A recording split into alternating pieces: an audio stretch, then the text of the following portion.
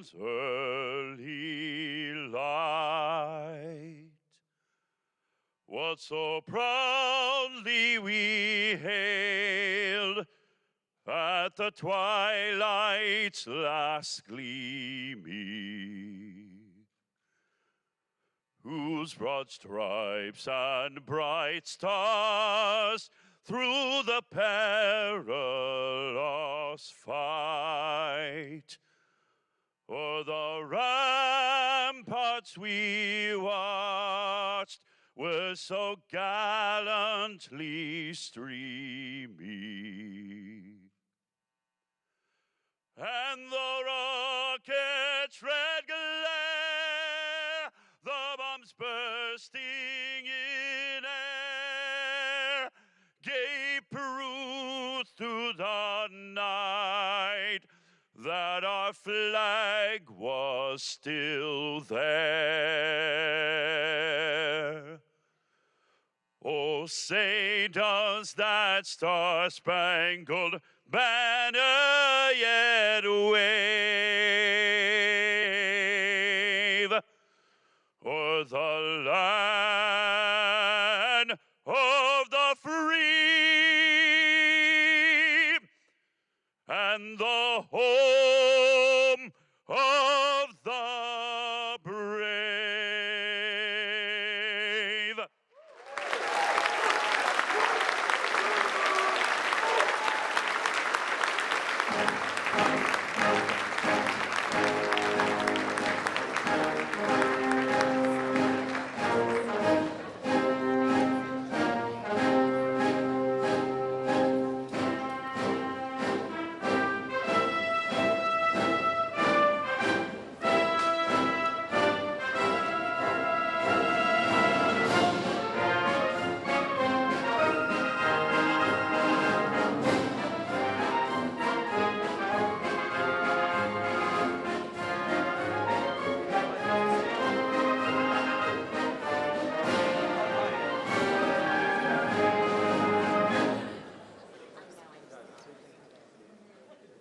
Please welcome CBS News White House correspondent, President of the White House Correspondents Association, Weijia Zhang.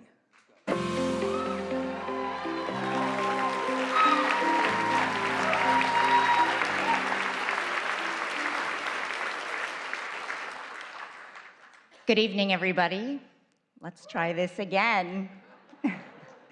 Because one thing about this press corps is we always have a follow-up. Welcome to the 2026 White House Correspondents' Dinner, a tradition spanning more than a century and one we are especially proud to continue tonight. President Trump, thank you. Thank you for being here again. Thank you for all your support as we reschedule this dinner. White House Press Secretary Caroline Leavitt and your team, thank you too. Cabinet members, members of Congress, distinguished guests, welcome. And of course, WHCA members, thank you. Many of you were also with us in April. You came as guests, but within moments, you went to work. Please sit. You shifted into reporters, taking notes, capturing video, streaming live, even as uncertainty and anxiety filled the room. Law enforcement ran toward danger. Administration officials met backstage to gather facts. And Mr. President, you went straight to the podium in the White House briefing room to answer questions from journalists, all of us still in our gowns and tuxedos. That night will go down in history, and so will our response. During that news conference, President Trump said the ballroom was totally unified and that it was a very beautiful thing to see. 3 months later, it still is. Whatever may divide us, we stand together against political violence.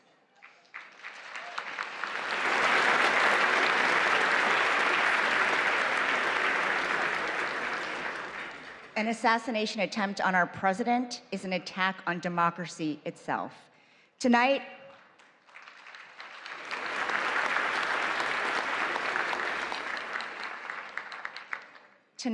our message is this: we are back. We will not be intimidated. We refuse to let an act of violence have the final word.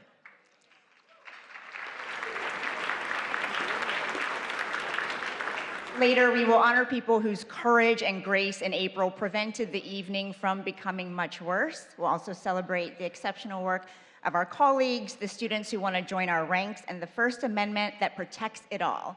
But first, enjoy dinner and be good to your servers. We'll see you soon.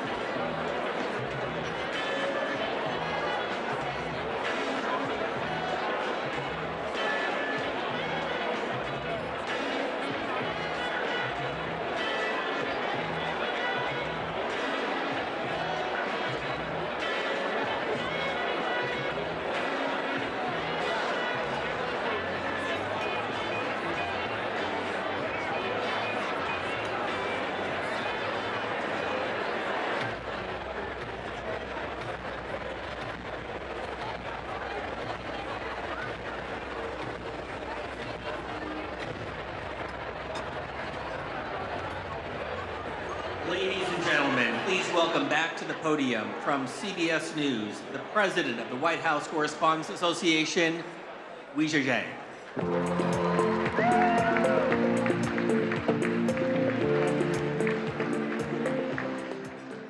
Welcome back to the 2026 White House Correspondents' Dinner. I hope everyone enjoyed their meal.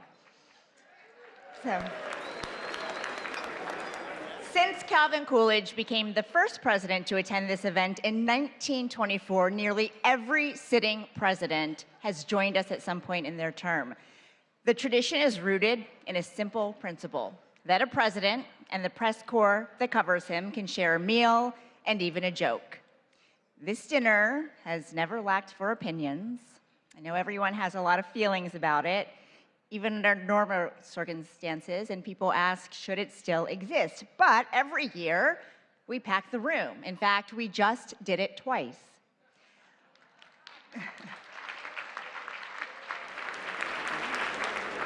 Whatever brought you here tonight, this evening is dedicated to the First Amendment and the excellent work of our colleagues and scholars. President Trump, you are joining us tonight for the second time in 3 months, and we don't take that lightly. Thank you.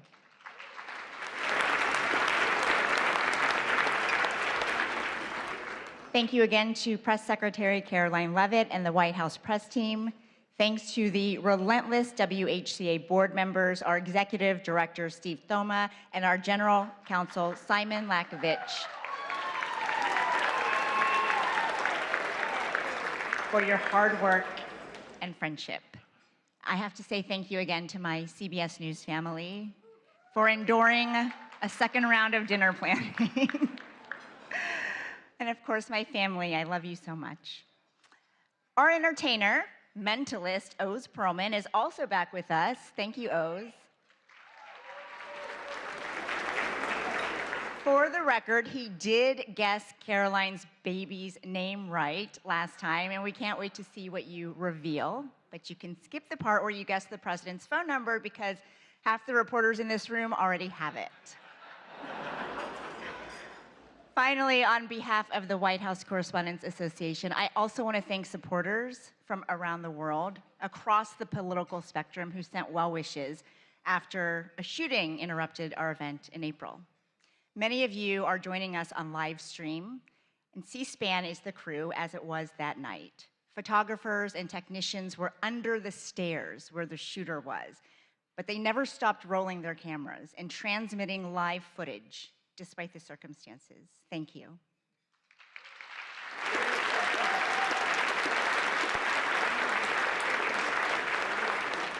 That night tested all of us, but it revealed something worth fighting for.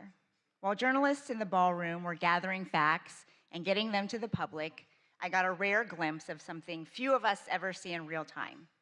In a holding room, President Trump was huddled with members of his cabinet, asking questions, finding the best way to share the answers with everyone, which is our job description too.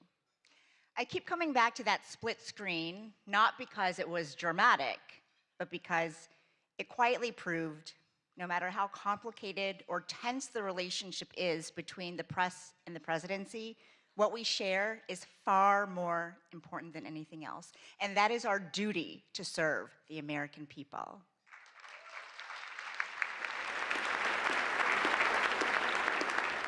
As our country continues to celebrate 250 years of its extraordinary story, this gathering is further proof that the American press endures with it.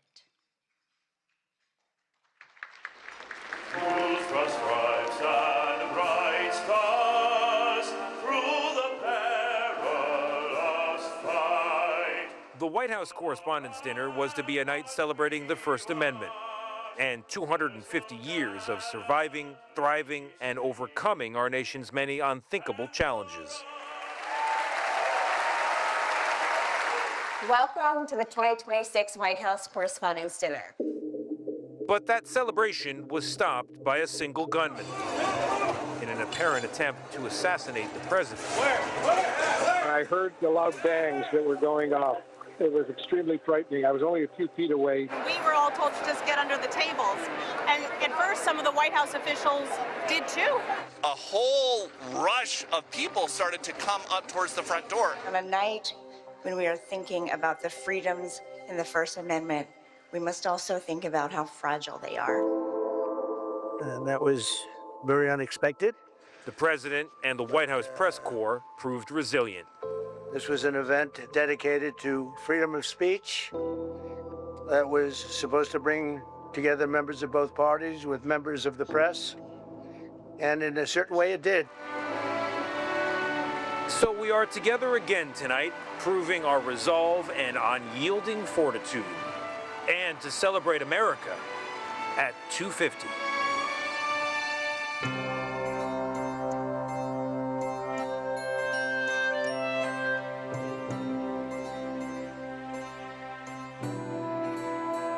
Hello from 1789. I'm James Madison. Yes, that James Madison. I wrote the First Amendment. At the time, we worried a king might control the press. Turns out you're now worried about tweets, algorithms, and people yelling on television. Let me clarify the rule. The government doesn't get to shut the press up, not when it's wrong, not when it's annoying, and not when it's asking uncomfortable questions. The First Amendment and the freedom of the press, it is the foundation of our democracy. The freedom that we have to speak our mind, to share our views, share what we know. It's just so remarkable that we're able to question our world leaders, question the most powerful man in the world because of the First Amendment. As we mark the 250th anniversary of our birth, I'm hopeful that people throughout the country will come together to discuss the importance of this history and to appreciate even more what our ancestors did to secure our liberty and freedoms, including freedom of the press. Good afternoon, everybody. Well, I see we're trying a new experiment this morning. I hope it doesn't prove to be a disturbing influence. Our goal is to try to rock the boat, and we're supported by the First Amendment. I hope Ike would be proud of us. Are you guys taking control of Iran's oil? We have a very vigorous group of people representing all different points of view, including a lot of the foreign press. Daqui a pouco, o presidente Donald Trump. I just told him I've got to come over and see the fake news. Let's go. The presidents throughout history have complained about how they're treated in the press. We don't stop the publication of any papers. We don't fine anyone for something they say. And that's okay. That's part of the process. Why are you so confident he'll change his behavior, Mr. President? Yeah, I'm not confident changing behavior. What the hell, what do you do over there? So when did I say I was confident? I don't want to be back at the White House today. It's a young person's game. And I have great admiration for the reporters who are there, because they have a tougher job than I ever had. That's enough. Put down the mic. I must say, today, folks, the reporters at the White House, my hat's off to you. Go ahead, Peter, go ahead. In Jim's defense, I've traveled. Whenever we face pushback from a politician or even from a president, it's not about us as a journalist. It's about the person we're covering. Well, I'm not a big fan of yours either, so I understand. To be honest. So let me ask you a question if I can. Our job is to just keep asking tough questions. Our founders were often distraught about the press, the highly partisan media of their time. Yet Jefferson famously championed a free press, noting that he preferred newspapers without a government to a government without newspapers. That's right. I favored a free press while my predecessor here, John Adams, signed a sedition act that could imprison journalists for saying anything malicious against the government. I ended that unconstitutional law when I took office, and thankfully, it's never returned. Can't blame a guy for trying. So which is it? Are you winding this down or are you escalating I can't tell you. Whenever there's a crisis, that's the time that people tune in. Thank you, Mr. President. Dan Rather with CBS News. The effects of Watergate were beginning to corner President Richard Nixon. If the president thought you were going to ask a question he didn't want to ask, he would try to throw you off balance right at the beginning. Are you running for something?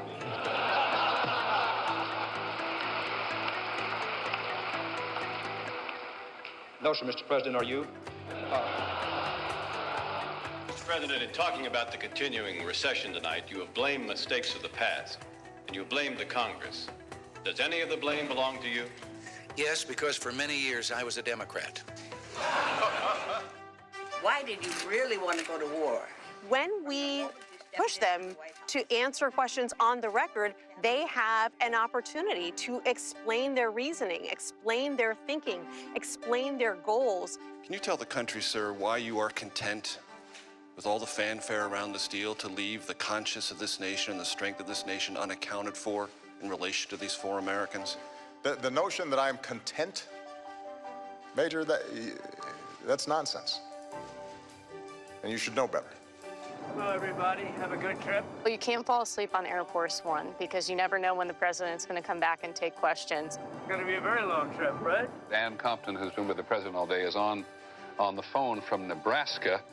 On 9/11, I was part of that small travel pool that the White House agreed to take on what was a 10-hour odyssey. The president might be a target as well, and that is why he has come to as secure a place as he could. The White House made sure that we had phone connections and that we had access to the president. It worked exactly the way it should. So I dialed President Trump's number, and he picked up, just like anybody else. I just got off the phone with President Trump. It was a roughly 9-minute phone interview. I've covered 5 different presidents. I have never seen one other than Donald Trump who regularly takes phone calls from reporters. New media is massively important to our country. Here's what you missed if you weren't tuned in. We utilize social media to help people understand what we're talking about, breaking it down in digestible ways so that they can understand even the more nuanced news that's going on here at the White House. And today we went through the Rose Garden into the Oval Office to see every single outlet that's at the White House is shaping the national news. All of these outlets have a place here, and all of our audiences deserve to know what's going on in our country and in this White House. I don't think it's unusual for a president to be criticized. That seems to be one of the things that go with the job. As we look back over history, almost without exception, the better presidents at the end of their term have actually thanked the press in the spirit of, you had your job to do, I had my job to do, and that's the way the country goes together. Truth be told, in the greater scheme of things, you are, I hesitate to say this, more essential to that common pursuit than I am. And that's why freedom of the press is and must always be above politics. My friends say, what is it like to deal with the press corps? I said, these are just people that are trying to do the best they possibly can. You're not supposed to be sycophants. You're supposed to be skeptics. You're supposed to ask me tough questions and make sure that we are accountable to the people who sent us here. And you have done that.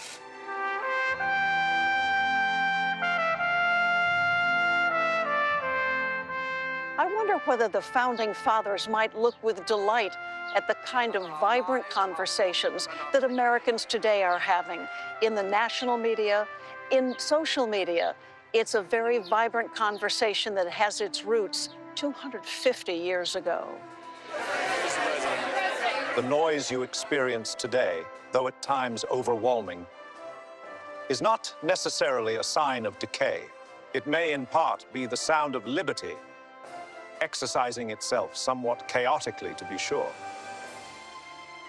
The true danger lies not in a press that is too free, but in one that forgets why it was made free at all. Enjoy the rest of the evening, and thanks for helping us reach 250 years of American democracy. Cheers. Cheers.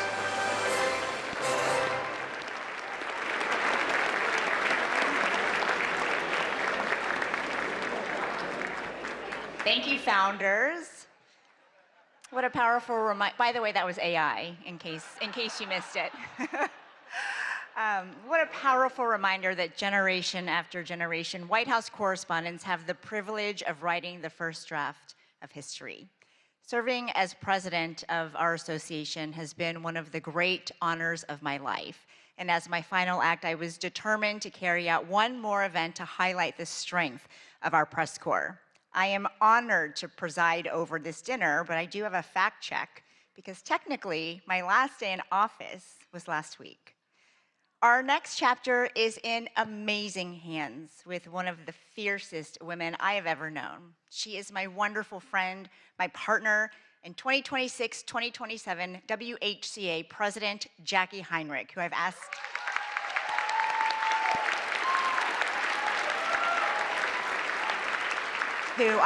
to help present two very special awards. Jackie.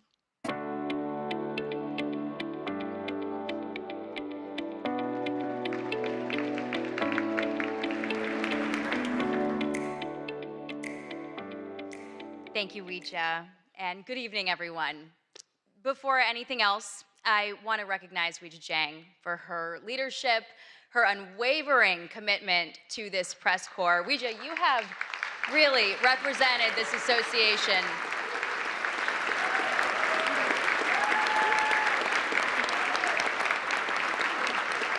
with such professionalism. There we go. There we go. Just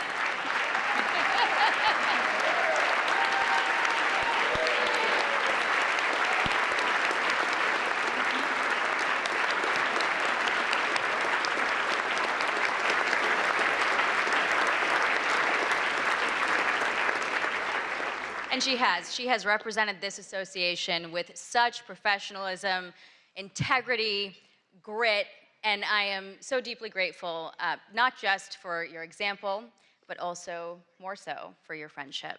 And to our members, I am humbled that you've put your trust in me to lead the White House Correspondents Association for the next year. And I look forward to working alongside all of you as we continue our shared mission. Pursuing the facts without fear or favor, and exercising the freedoms protected by the First Amendment in service of the American people. The attempt on President Trump's life last April was a sobering reminder that democracy is not immune to violence, and the freedoms that we cherish can never be taken for granted. Political violence must have no home in America.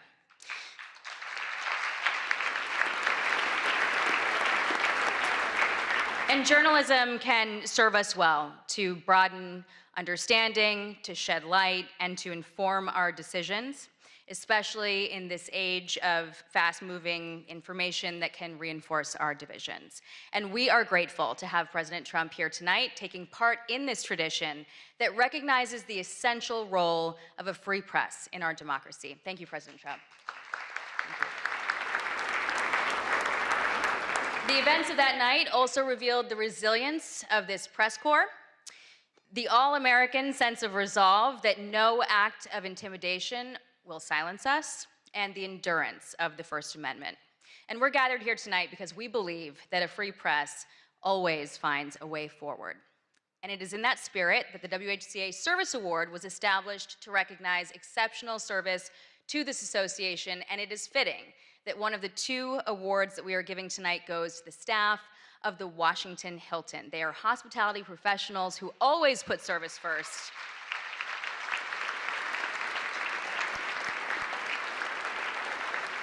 As harrowing events unfolded that night, their courage was on full display. The kitchen workers, the ballroom wait staff remained at their posts. When President Trump urged that the evening should continue, they prepared to serve more than 2,600 guests while they were still processing the shock alongside all of us. And when the Secret Service made the necessary call to postpone the remainder of the program, they immediately pivoted, preserving every unserved meal and donating them to local shelters.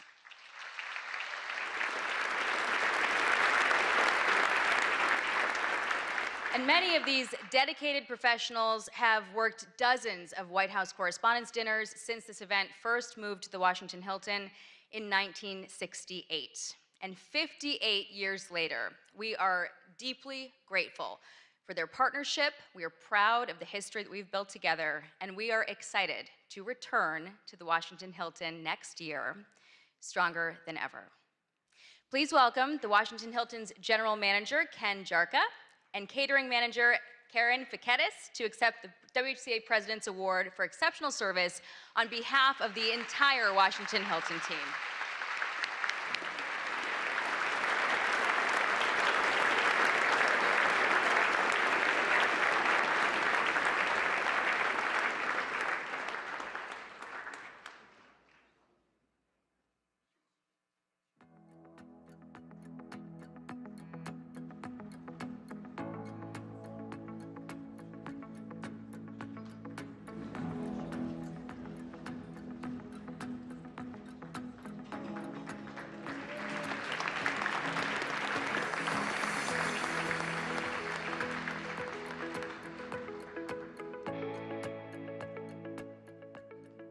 Congratulations, and thank you, Jackie.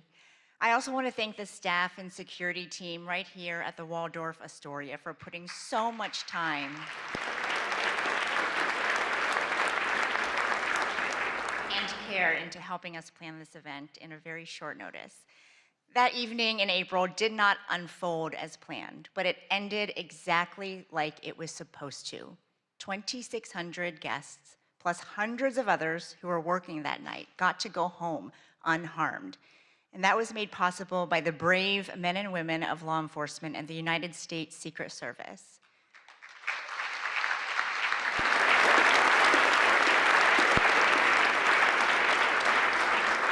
On behalf of every person who was inside that ballroom and every family who got to hear their loved ones say, "Don't worry, I'm okay," we thank you. One officer placed himself directly in harm's way and engaged the armed suspect. Even after gunfire struck his protective vest, he stayed in the fight and the attacker was stopped. I know many of us have wondered, what if he hadn't acted in that exact way? What if he had waited a few more seconds? His courage that night reflects the core values of the Secret Service: duty, justice, courage, honesty, and loyalty, and as a commitment to safeguarding his country and community. They also shaped his career, first as an infantryman and section leader in the United States Marine Corps, and since 2022 as an officer of the Secret Service, protecting the White House complex and our nation's leaders. Ladies and gentlemen, it is my honor to present the WHCA President's Award for Exceptional Service to Officer Victor Gonzalez of the United States Secret Service.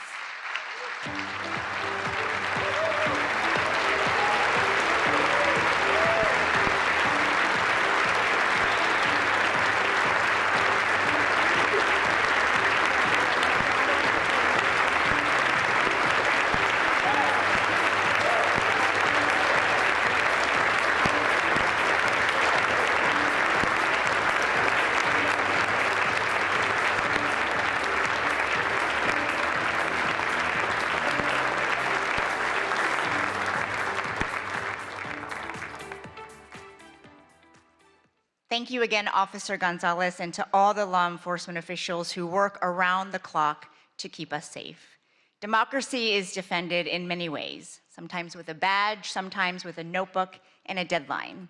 The White House Correspondents Association started as a group of 50 reporters, and I am proud that our membership hit a record number in 2025, more than 1,000 people, including many from new media outlets.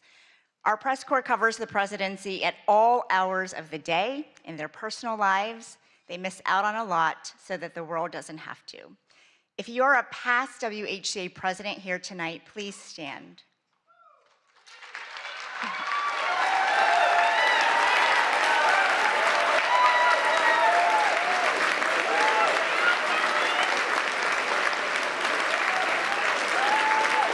Former board members, please stand.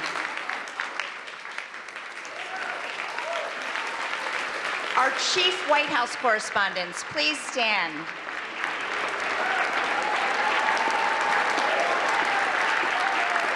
All current White House correspondents, reporters, producers, photographers, visual and audio journalists, please stand.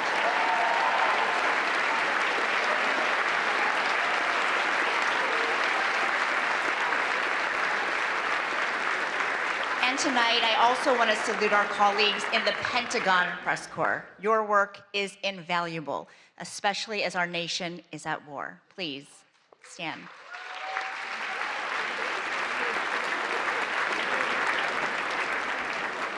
And now we turn our attention to future White House correspondents, our incredible scholarship award winners. Please welcome our Scholarship Committee Chair, who also serves as the WHCA Secretary, Brian Bennett of MS Now.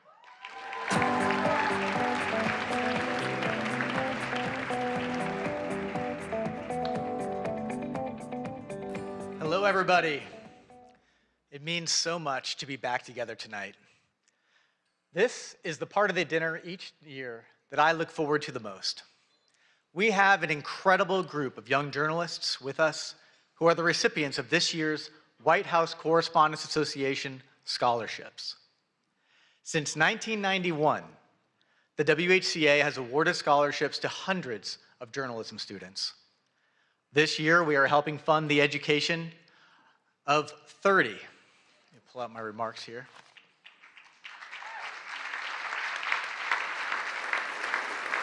30 students from 16 colleges and universities. They are from schools all over the country: Arizona, California, Illinois, Iowa, Maryland, Missouri, New Jersey, New York, Ohio, Puerto Rico, Tennessee, Virginia, Washington, D.C. We have important partners who extend the reach of our giving, and you all are a part of that. The WHCA and our partners went to great lengths to make sure as many of our scholars as possible could be here tonight with us. And I'm happy to say that 26 out of the 30 of them were able to return for the second dinner.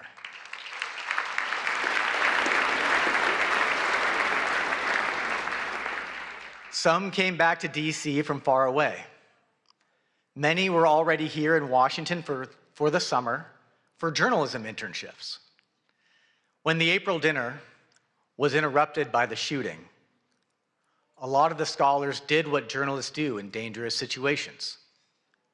They started reporting, and they reported for their college newspapers. They are already showing their commitment to the work that we are all here to celebrate. Our dinner is the primary fundraiser for our association and our scholarships, and because of that generosity, we were able to increase the amount of several scholarships this year. Thank you for being a part of this and supporting this work. And we also want to say thanks to the America 250 Commission for your generous donation to our scholarship fund. The scholars not only receive financial help to pay for school. Earlier this year, they had a tour of the White House, and they met with White House officials.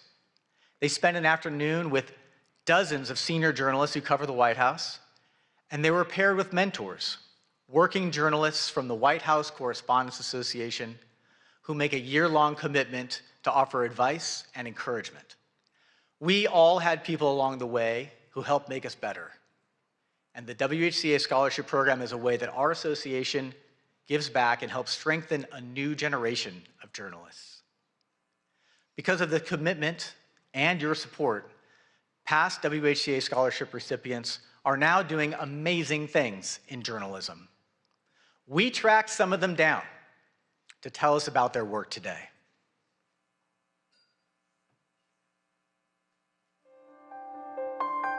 Being a White House Correspondents Association scholar opened up a new world for me. Being a scholar meant that I could have the financial freedom to do what I wanted. Being a WHCA scholar gave me access to so many mentors and a world of opportunities here in Washington, D.C. It gave me the chance to connect with other journalists, other members of the association. Journalism is important, and especially here at the White House, where every day, every hour, every minute even matters. The decisions that are made here impact people across the country and around the world. The idea that you get to be a part of the first draft of history, it all is extremely inspiring and drives me as a journalist. There are so many pinch me moments covering the White House, watching world leaders arrive here, walking into the press briefing room, getting to see Marine One land on the South Lawn, and getting to ask the President of the United States a question directly. Being selected as a White House Correspondents Association scholar has played a huge role in my career. I was there as President Biden gave a toast to the freedom of the press, and also as Kim Kardashian strutted across the runway and posed for pictures among a room full of talented journalists. The stars, the outfits, the photographs. And I remember too, that was the year that Brittany Griner had just returned home, and so being able to see her was really emotional. I was also inspired looking around at all the different scholars and how excited they were, and I think their excitement influenced my excitement about it. And it really was an eye-opening experience about just how important this role is. This White House Press Corps is not a mythical world. It exists, and it is something that I can aspire to be a part of. And I owe a lot of credit to the WHCA for getting me here. So many journalists involved in this organization were willing to chat with me, to invest in me. And it's a cycle because of what they were able to pass on. I hope that I can play a role in doing that for the next generation as well.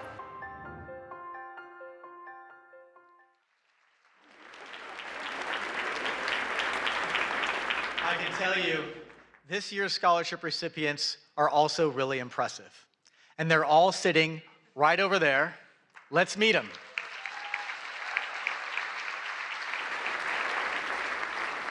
Please stand as I read your name. From American University, Louisa Clausen. From Arizona State University, George Headley, Elisa Horton, and Kyle Sikinski.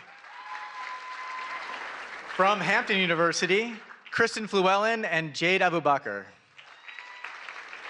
From Howard University, Tatiana Allen and Madison Maynard and Sanyu Lakoma. From Iowa State University, Eric Anderson. From Northwestern University, Jacques Aburizik, Caitlin Bender-Thomas, Samantha Freeman. From Iowa University, Nyla Gilbert, Aidan Ryan, Emily Stokes. From Princeton University, Ina Marcia. From Sagrado Corazon University in Puerto Rico, Iana Sotovalle.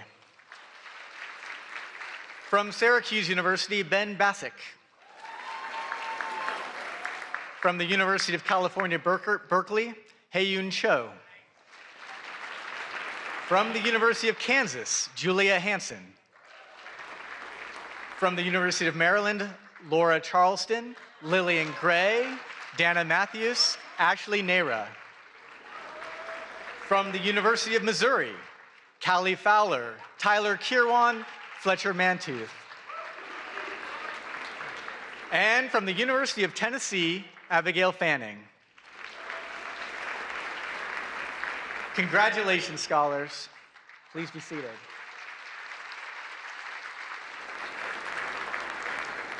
There's one more scholarship that requires special attention.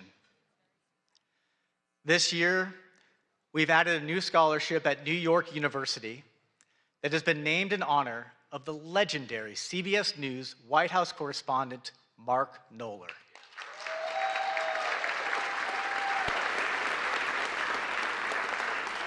As you all know, Mark passed away in August.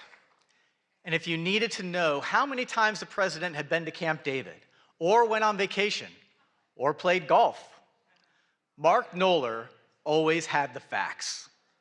And he was always willing to share.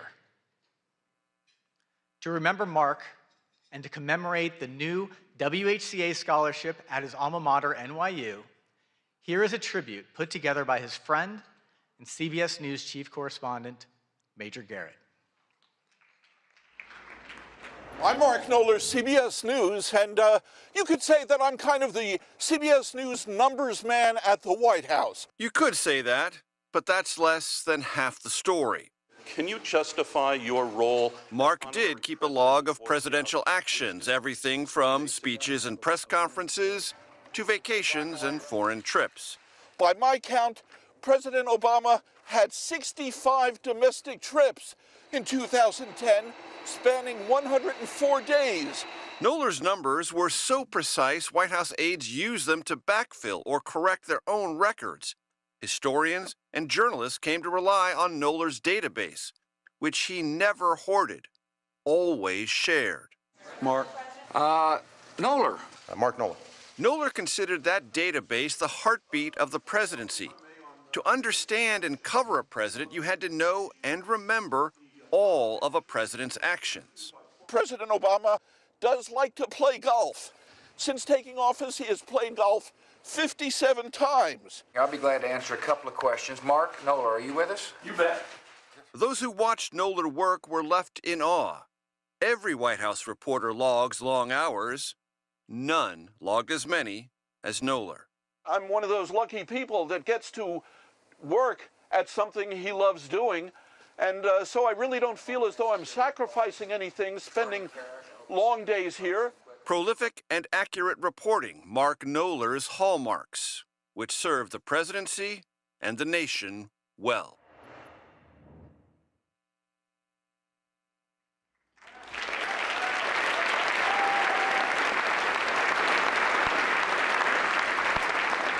We are honored to be able to add a new scholarship in Mark's name in partnership with NYU's Arthur L. Clarke Journalism Institute.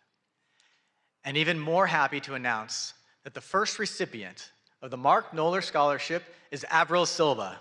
Please stand, Avril.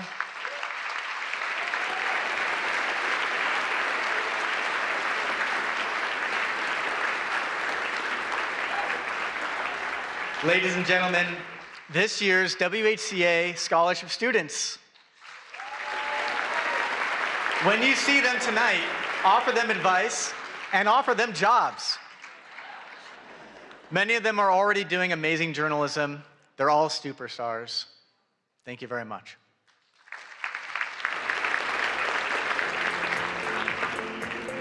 Please welcome the chief correspondent for ABC News, the co-anchor of ABC's This Week, and a former president of the White House Correspondents Association, Jonathan Karl. Not quite yet, actually. Sorry about that. John, you're gonna have to wait a second. We have a lot to celebrate this evening, everyone. We want to give a special thanks to those who value the work that we do, the freedoms that we stand for, including Paramount, the Emerson Collective, and the Knight Foundation. All of them made donations to the WHCA after our April dinner was interrupted. And it is, by the way, our one fundraiser of the year.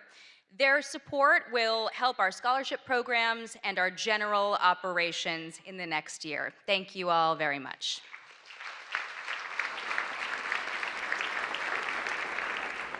All right, now it is my pleasure to introduce two former White House correspondents who have served this association with distinction. They exemplify excellence in our field. They will help us recognize tonight's award winners.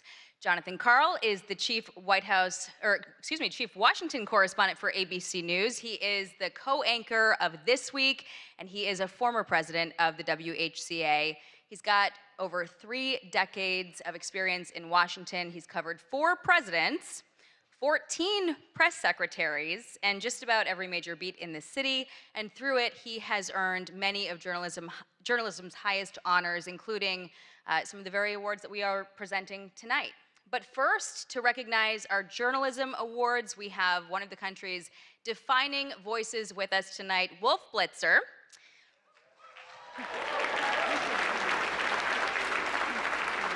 Wolf is CNN's lead political anchor. He's the host of The Situation Room, and he's been a staple of CNN's political coverage since 1990, earning a reputation for steady, authoritative reporting on some of the most consequential moments in modern history, and earning multiple Emmy Awards himself for his distinguished career. Please welcome me in joining Wolf to the stage.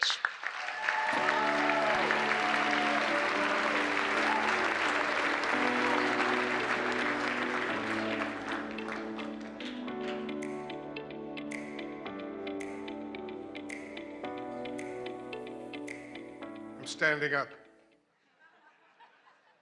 Thank you very much for that really nice introduction. I'm so grateful, I'm so honored to be with all of you this evening. Each year, a panel of independent judges review dozens of entries for the 5 major WHCA Journalism Awards. And it's my honor tonight to announce this year's winners. And I'd like to point out that this is really a special night for me. I don't know if many of you were at the first White House Correspondents Association dinner in April, but for me, it was very memorable indeed. And I can report this time, after the first course, I did not go to the men's room.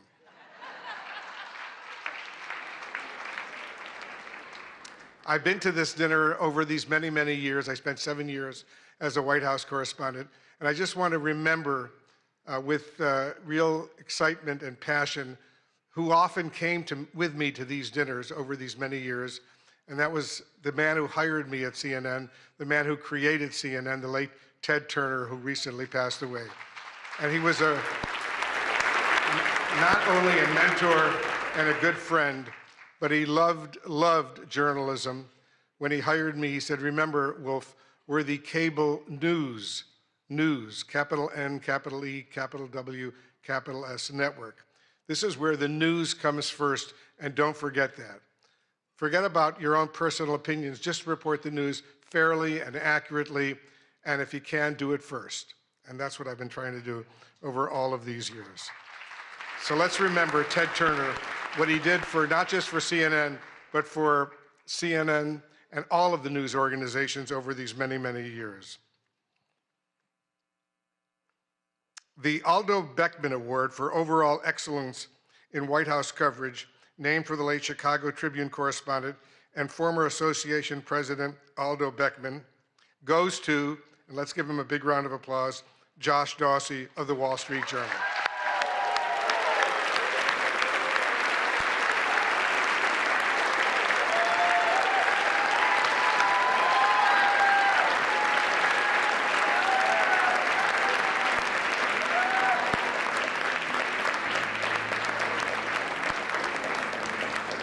The judges said Josh Dawsey shows us how power works inside the presidency. And over the past year, his reporting has revealed how decisions are made, who influences them, and how power is exercised at the highest levels. Josh Dawsey went far beyond the deluge of breaking news to offer invaluable insights that can only result from deeply sourced enterprise reporting.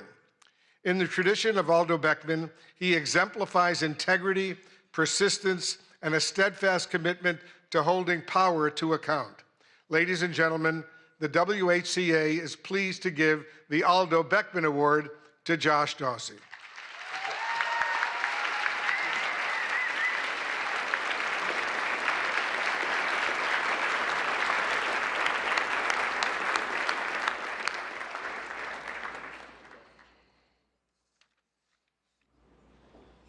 Let's continue with the awards. Thank you. The WHCA gives out 2 awards for reporting under deadline pressure, one for print and one for broadcast. This year's print winner is Amr Madhani and Zeke Miller of the Associated Press.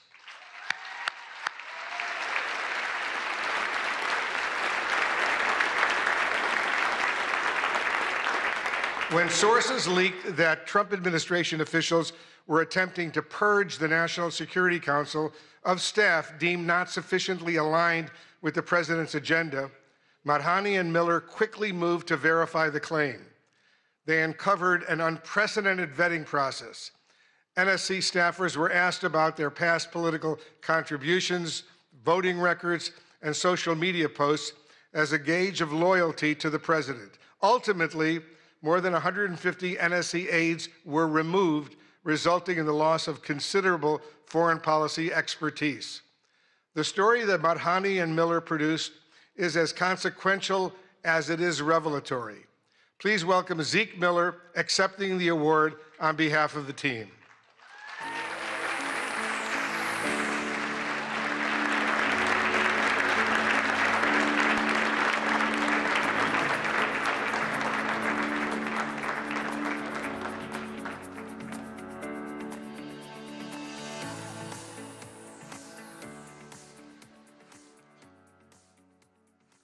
Now the Broadcast Award for Excellence Under Deadline Pressure.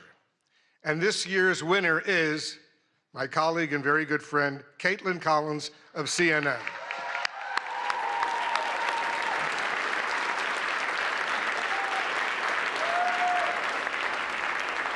Reporting by CNN's Caitlin Collins on a historic showdown in the Oval Office between President Trump and Ukrainian President Zelensky launched a memorable day of nonstop insight and analysis, including her exclusive interview with the Secretary of State, Marco Rubio. Judges were awed by the depth of knowledge, access, and context that Caitlin brought to coverage of a meeting that unraveled before the world's eyes. The WHCA is pleased to honor the deadline reporting of CNN's Caitlin Collins.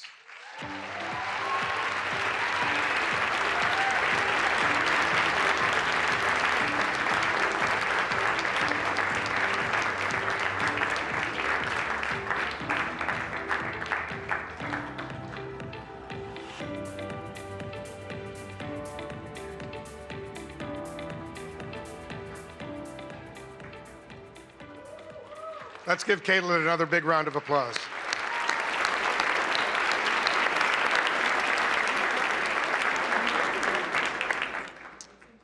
And now the award for excellence in presidential news coverage by visual journalists.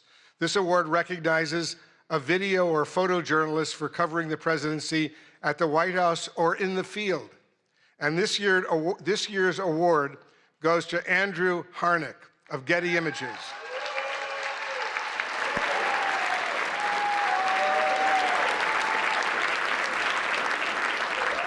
He captured the moment an Oval Office visitor collapsed during an event. And from the judges, they say this: through sharp timing, layered composition, and visual irony, this photograph expertly documents a true split-screen moment in real time. The president's orientation and posture inadvertently echo the statue to his right, while the other half of the frame is defined by movement. A truly striking image of contrast, skillfully captured in a chaotic moment. Please join me in congratulating Getty Images photographer Andrew Harnick, who also represents still photographers on the WHCA board.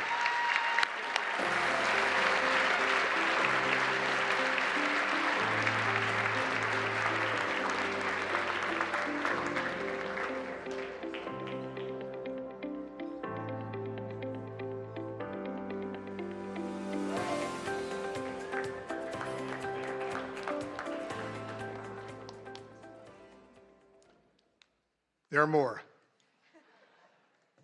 And now the Katharine Graham Award for Courage and Accountability, named for the legendary Washington Post publisher, and it comes with a prize of $10,000. This year's award goes to the Wall Street Journal.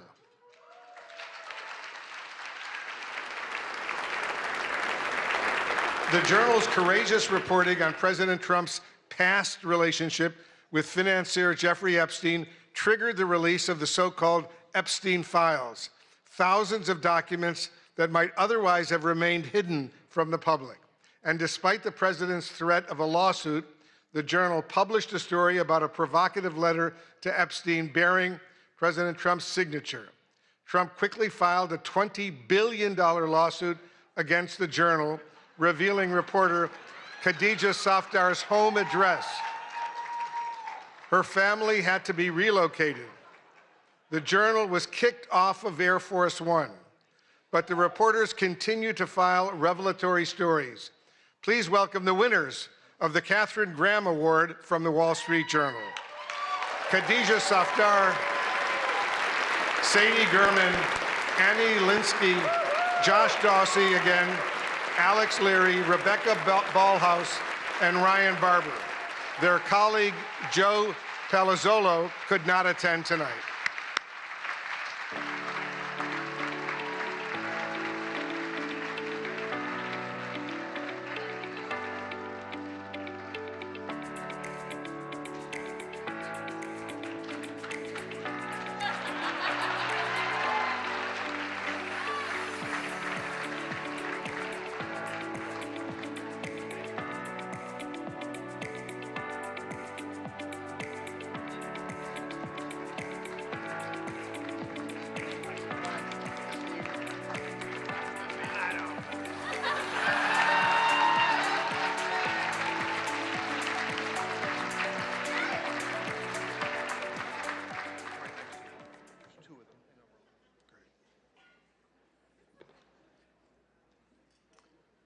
The Collier Prize for State Government Accountability is presented by the University of Florida College of Journalism and Communications. And this is the award's 7th year at dinner, and it comes with a check for $25,000. It's a lot of money.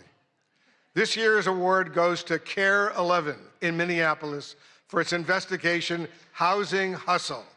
The investigation exposed a massive organized fraud scheme within Minnesota's Housing Stabilization Services Program, a Medicaid-funded safety net meant to help people with disabilities and those facing homelessness find and keep housing. Reporter A.J. Legault uncovered ethical and oversight breaches at the highest levels. The investigation drove sweeping state reforms and waves of federal probes and charges, said one Collier juror. KARE 11's rigorous and piercing investigation of Medicare fraud had undeniable impact, including the suspension of more than 130 companies from the ability to bill Medicaid, the state terminating the HSS program, the firing of the state official in charge, federal raids, subpoenas, indictments, and convictions, and enhanced screening, oversight, and suspension powers for regulators. Here to accept the award from KARE 11, our reporter A.J. Legault and producer Gary Knox.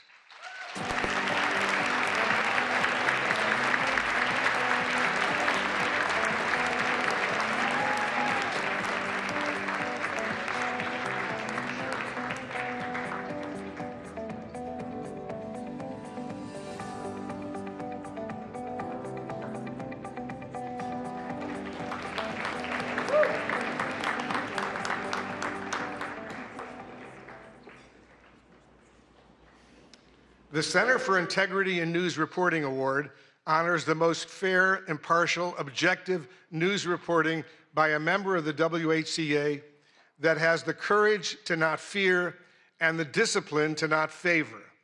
It's sponsored and administered by the Arkansas-based Center for Integrity in News Reporting and comes with a prize of $25,000. The award goes to Tyler Pager of the New York Times.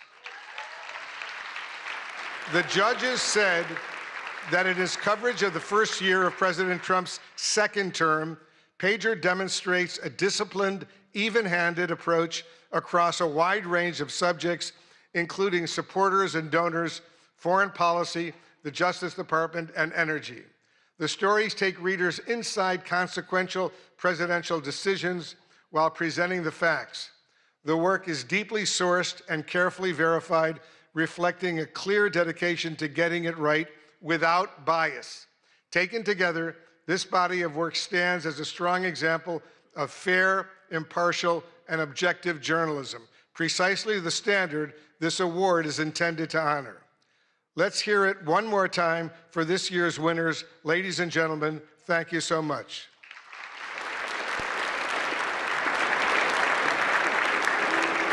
But before we do that, Tyler,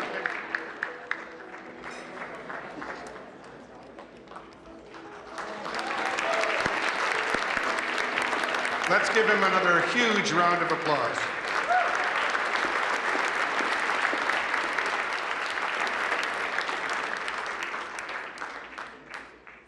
And it's now my pleasure to introduce my good friend, longtime colleague, Jonathan Karl.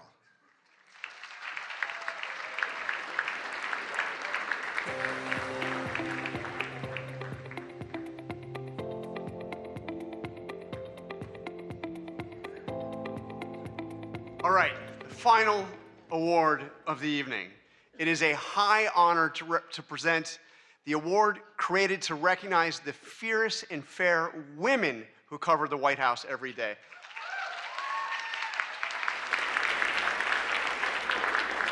But first, I just want to give a big thank you to Weijia Zhang. Weijia, your leadership was steady when steadiness was in short supply. You refused to let an act of violence take this dinner away from us. And because of you, it has gone on. You insisted that happen. Thank you. Awesome, courageous. And Mr. President, I want to say it matters that you came here tonight. Thank you. For more than 100 years, presidents have chosen to sit in a room of reporters who ask tough and often uncomfortable questions and who report without fear or favor. It's important. Thank you for being here. And in that spirit, I am thrilled to present an award named after two women who didn't just cover history, they helped make it. In 1947, A woman joined the White House press corps and changed it forever. Her name was Alice Dunnigan. She was the first African-American woman ever credentialed at the White House.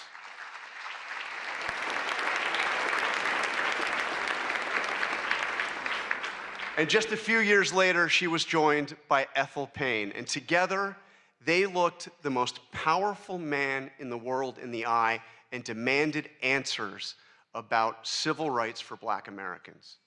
President Eisenhower didn't always welcome those questions, but Alice and Ethel kept going and kept showing up, and they kept asking. The WHCA Dunnigan Payne Award for Lifetime Achievement exists to honor their legacy and to recognize journalists who followed in their footsteps by breaking barriers for future generations. So tonight, it is a privilege to present the award to two women who did exactly that.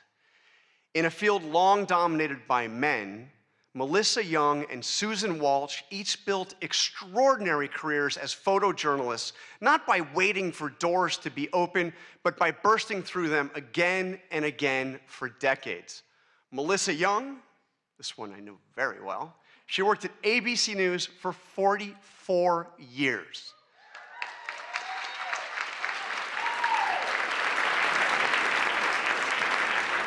She began in local television in Miami and worked her way to Capitol Hill and the White House, where she was one of the first female photojournalists in the press corps.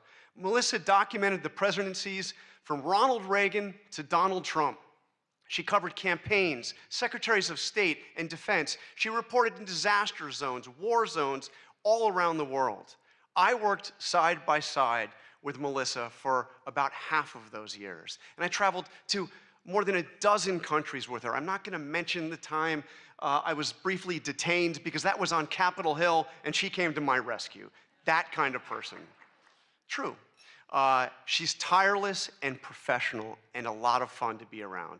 She did it all with persistence, resilience, and quiet determination, retiring just last year.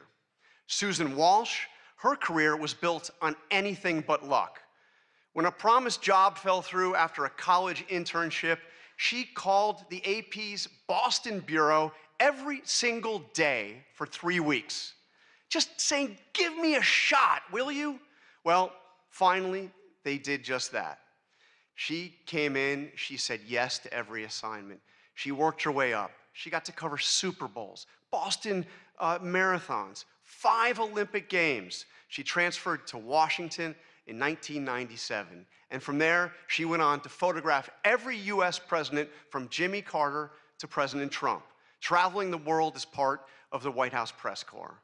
In 1999, she was part of the AP team that was awarded the Pulitzer Prize for feature photography for her coverage of President Clinton's impeachment. She also served as the White House News Photographers Association, fighting for press access at every turn. Susan also retired just last year and traded the briefing room in for the ice rink, where she now plays hockey with her son. She's pretty good. Alice Dunnigan and Ethel Payne showed us what it looks like to refuse to be pushed aside so that they could keep bearing witness to what matters most. Melissa Young and Susan Walsh spent their careers doing exactly that.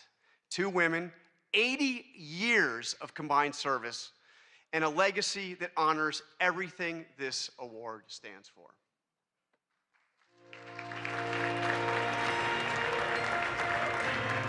My job gave me purpose. I had a lot of fun.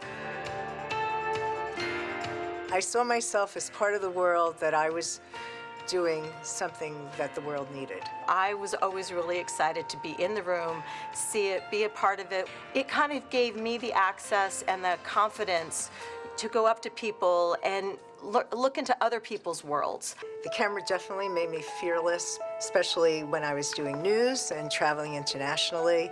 You had to be aggressive, and that's when I had to be someone who I wasn't really sure I recognized all the time. 8 inaugurations, 5 Olympics, 6 Super Bowls, World Series, lots of sporting events, APEC summits, NATO summits. You traveled in a way you would never do as a regular person. I remember being in the palace with Fidel Castro and Jesse Jackson, And I was just walking around and, just like sort of going, well, here I am. One of the craziest, wildest ones that I'll always remember is when I was with President Trump at the DMZ. I swear there were times that I don't think my feet hit the ground as we were being moved, and it was such a chaotic, crazy thing.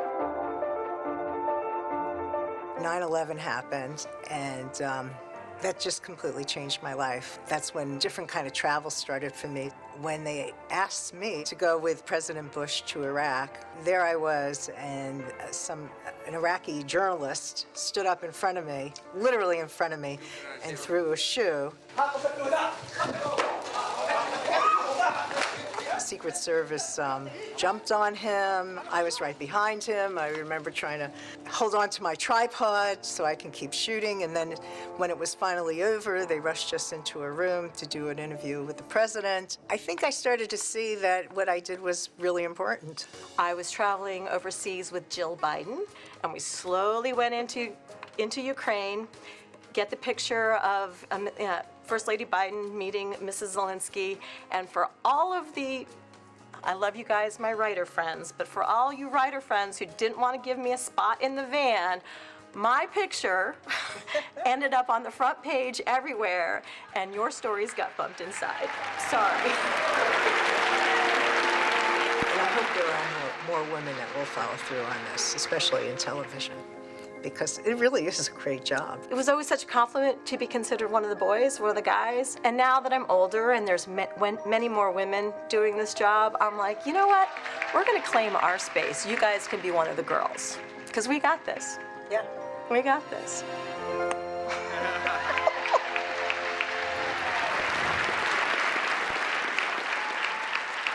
All right, please join me in welcoming Susan and Melissa to the stage.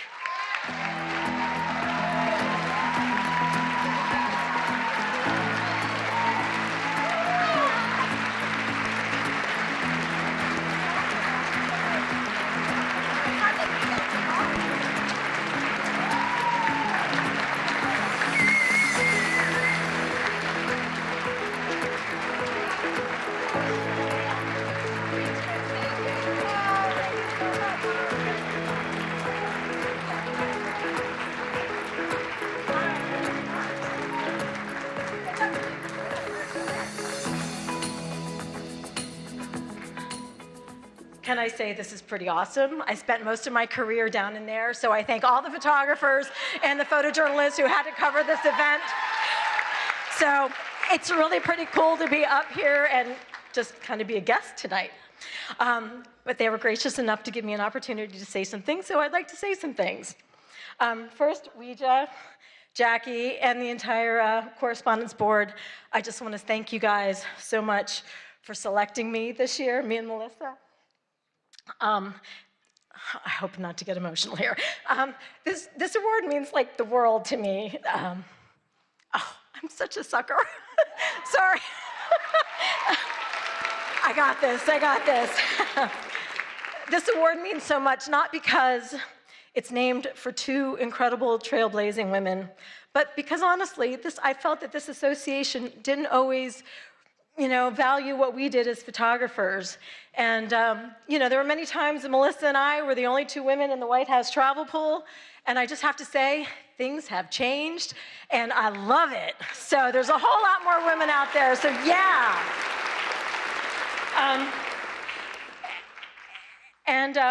I do have a couple of shout outs. I have to thank the Associated Press for giving a chance to a young photographer oh so many years ago. I truly hope I made you proud. To my son, Johnny, oh gosh. I practiced this and I was okay. To my son, Johnny, who's here tonight, thank you for putting up with your mom's crazy work schedule. I love you. And yes.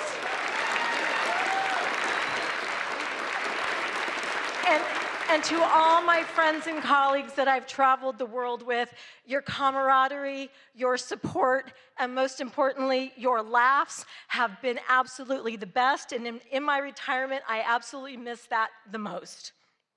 So thank you for all of that. And then finally, To all the journalists out there who are working incredibly hard to report the truth, despite access issues, insults, and subpoenas, keep it up. Your work matters, and we need you now more than ever. Thank you so much for all you do.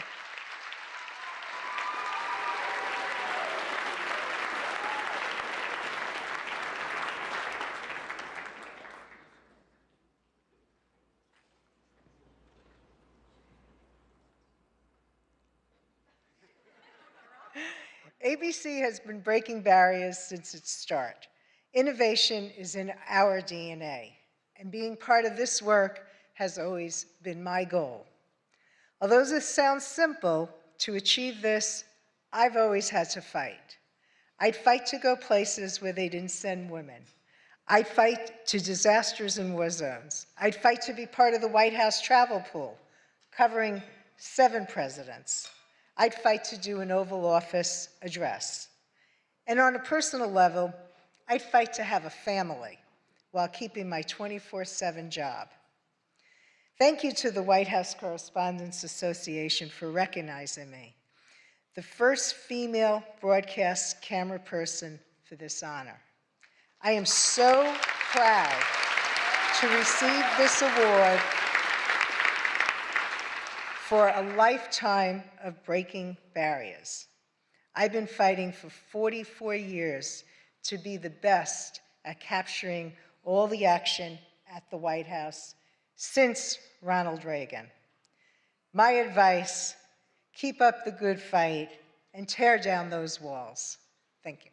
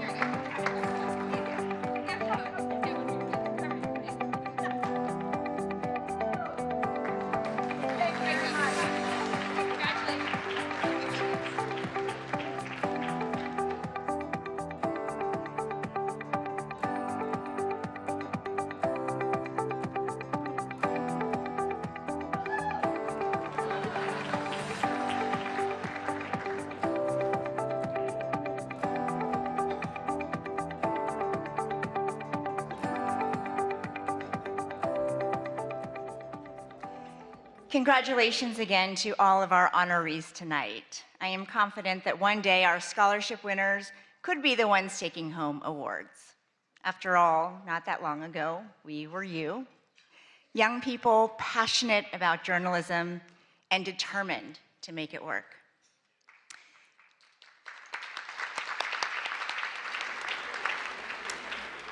I've been thinking a lot about my own journey to this podium tonight. I grew up in rural West Virginia, in a town at the foothills of the Allegheny Mountains, a town called Buchanan, population 5,500. Those images of the devastating floods that you've been seeing are from my hometown. My heart, thoughts, and prayers are with everybody there. After my dad finished grad school at WVU, where he properly learned how to say, "Let's go Mountaineers," my parents decided to stay in the state to open a restaurant. It was such a treat when hunters came in and left deer meat as a tip. On Sundays after church, families packed into the dining room, all dressed up. My mom learned every customer's name, their favorite dishes. I worked the cash register, topped off glasses of sweet tea, and did my homework in the corner booth.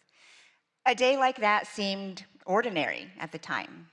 Looking back, to think that days like that could be considered ordinary is the most powerful reminder of how extraordinary America is. My dad came to the US as a student with just 67 bucks, or as Frankie might say, 67. My mom holding a small suitcase in one hand and a toddler, me, with the other. Yet they built a new life, a successful business, and a real future. Our Chinese restaurant was the first in my town. Of those 5,500 residents, the Chinese American population of Buchanan was 3, my mom, my dad, and me. Growing up there was not always easy. Most folks had never laid eyes on people who looked like my family, but far more often than not, the community was welcoming and generous. Turns out deer meat is great in a stir fry. In Mandarin, the word for America is 美国.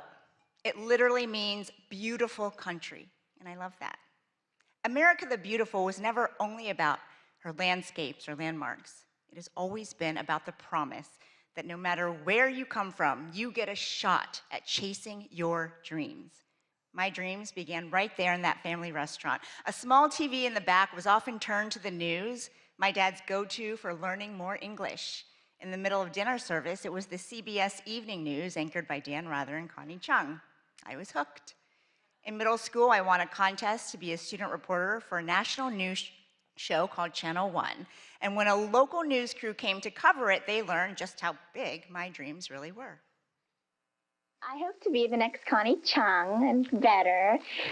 That's kind of hard, but that's my goal. And so I'm going to work very hard at trying to be a broadcast journalist.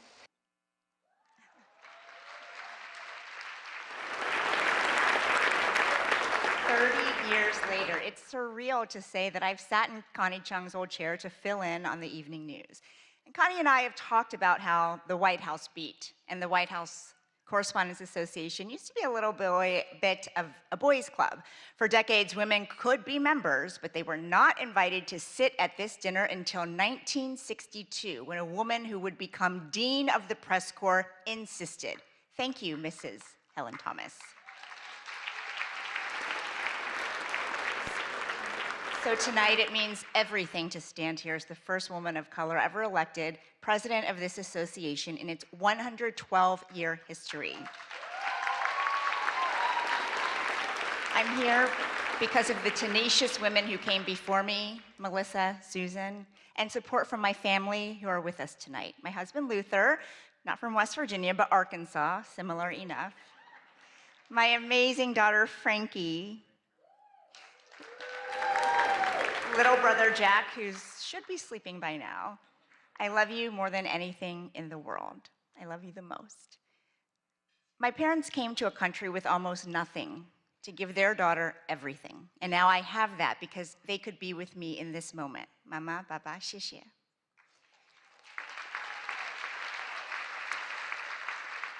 And sitting with them, my middle school video production teacher, Mrs. Diane Williams, who spent countless hours on my submission for that contest that changed my life.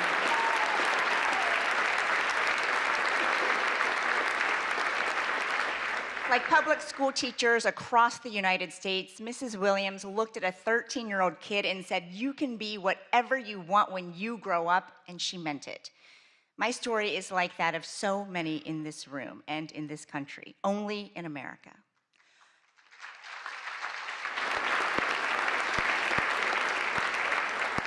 Only in America could a little girl born in China and raised in Appalachian coal country make her way to the Oval Office to ask questions of the President of the United States.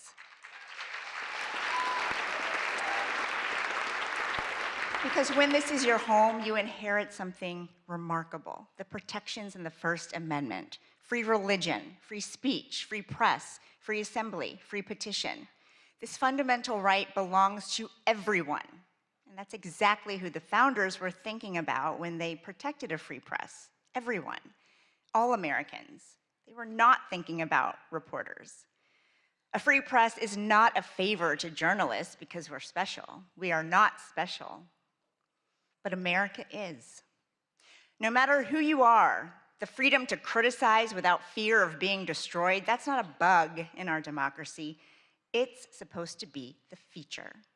In 1786, writing from Paris, Thomas Jefferson told his friend back in Virginia, "Our liberty depends on the freedom of the press, and that cannot be limited without being lost."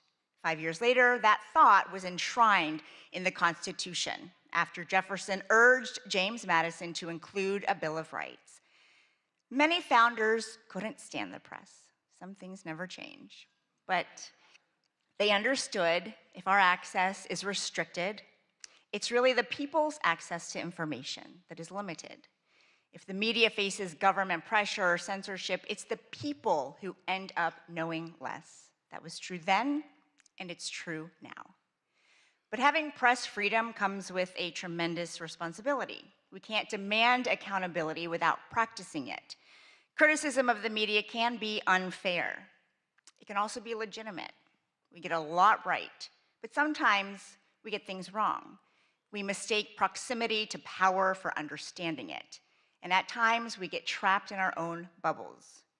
There is a difference, though, an existential difference between criticizing the press and trying to undermine it. One is healthy, and it makes all of us better. The other is exactly what the founders hoped to prevent. Around the world, press freedom is not guaranteed. In many countries, reporters who criticize the government are detained without trial, their stories erased. In the worst cases, they never make it home. Tonight, we think about all of them, and we think about the protections that set us apart as a nation. Just 20 days ago, America turned 250 years old. The First Amendment is a big part of how she made it this far, and it falls on all of us to make sure it carries her through to the next 250 and beyond. President Trump, I've covered you for a long time, and so have many reporters in this room. When we ask questions, you push back, you give us answers, and we push back. You have always been a deal guy. Well, that's the deal. And the First Amendment is a done deal. And that's what we toast tonight, the freedoms that brought us back together even after they were threatened. So let's raise a glass to what makes ours a beautiful country.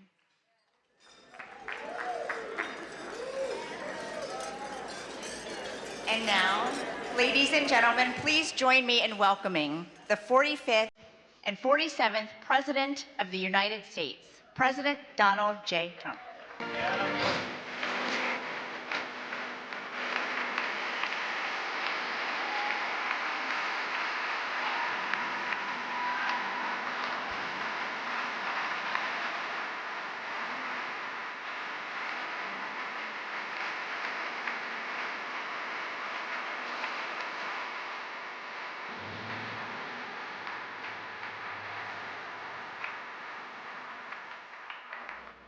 Wow, that was very beautiful, but this has not been an easy evening, all these awards. Do I have a say in those awards, all those awards? But it's great to be back at a place that I know very well because I built it. And I'm very proud of it because I built it for $2.9 billion less than the Federal Reserve building, which is a lot smaller, by the way. Figure that one out. But I am delighted to be here at the White House Correspondents' Dinner. Amazing people, a lot of people that I like. Some I don't like at all. But I respect most of them, I must say that. You do a great job, amazing job, and it's an honor. As I said 3 months ago, the show must go on. We were backstage, and we both wanted to just have it go on, whether it was 2 o'clock, 3 o'clock in the morning, it didn't matter. But in the end, it made more sense to do it the way we're doing it. And we had a great news conference at the White House, in a very important room. And you did very well. I think we all did very well. It was a hell of an evening, I can tell you that. Won't soon be forgotten. And I think a lot was learned from that evening. A tremendous amount was learned about security and about other things, the dangers of what we all do. But just like my presidency, the second time is always better. It's always better. And the third time will be better yet. I'm only kidding.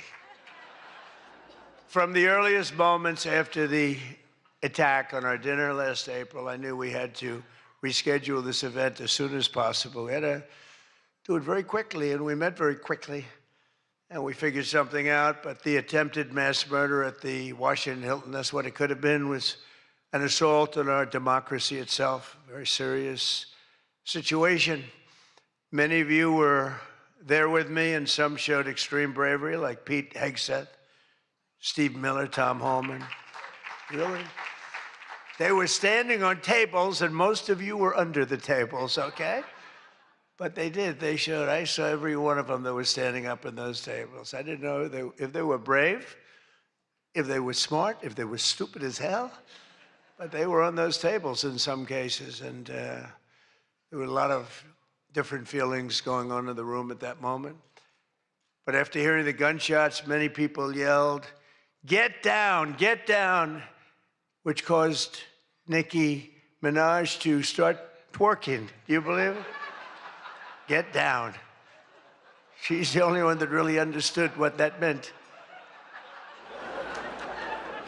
It's quite an evening. But tonight we come back together to answer that heinous attack with unwavering resolve. And every one of us here this evening to show that in America we do not yield to political violence. We can't do that. Can't do it. So in this country, we believe in freedom of speech. We settle our differences not with bullets, but with open and vigorous debate. And no deranged loser with a gun will ever change that. We can't let that ever happen. There are a lot of very dangerous people out there. We can't let it happen. I want to begin by expressing our gratitude to the incredible men and women who put their lives on the line every day to protect my family and myself, all presidents, and lots of others. That's the United States Secret Service. So I appreciate it very much. And Sean and the whole group, amazing job. Amazing job. In recent months, they've repeatedly responded to threats with speed and professionalism and extraordinary courage. And there is no better example of that than Officer Victor Gonzalez, who we just met. It was amazing. What he did was amazing. When the would-be assassin charged the checkpoint at speed, he was fast. You know, when you looked at that, you had to look at it about 10 times before you really saw what was going on. He was quick. Nasty. The gun made him nasty, actually. But Officer Gonzalez engaged the attacker without hesitation and took a bullet to the chest after his ballistic vest, fortunately, was on, saved his life. And Victor did not even want to go to the hospital for a checkup. We insisted, really, we wanted him to do it. We insisted, but he didn't want to go. So to Officer Gonzalez, Secret Service, Metropolitan Police, law enforcement generally, and even all of the military surround us in the room tonight, we salute you and we thank you with all of our hearts. Thank you very much. Great job. Great job. Great job.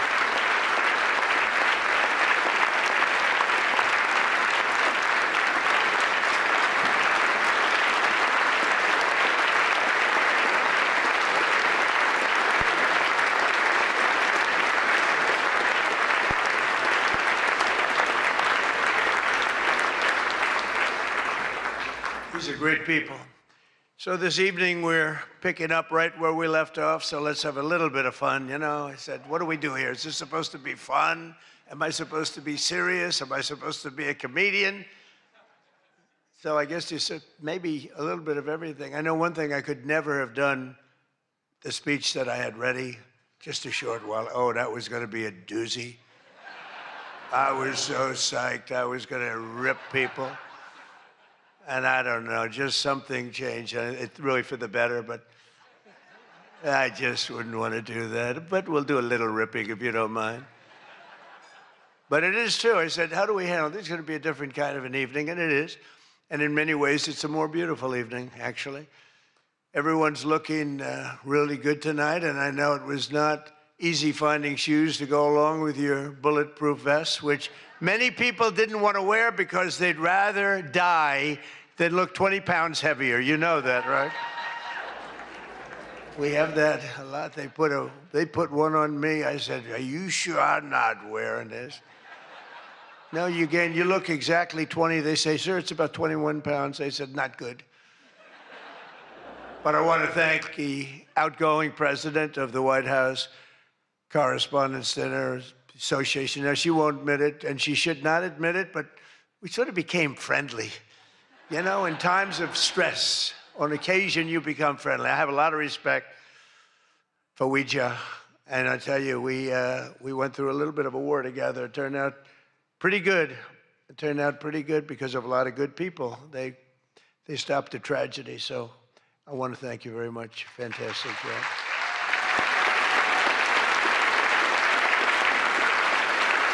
And Ouija worked extremely hard to ensure this dinner was rescheduled, and we want to just thank her family. I just met her parents, her children, her husband. What a perfect family.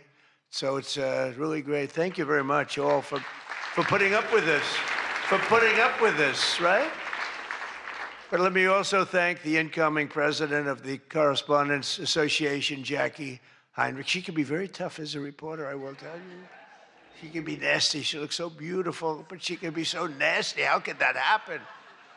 But she just got married to a very successful congressman, a very good congressman. I'd like to have a couple of more votes from it. That's okay. On occasion, he shows a little independence. We don't like that. But now he's a very professional guy, and he loves our country.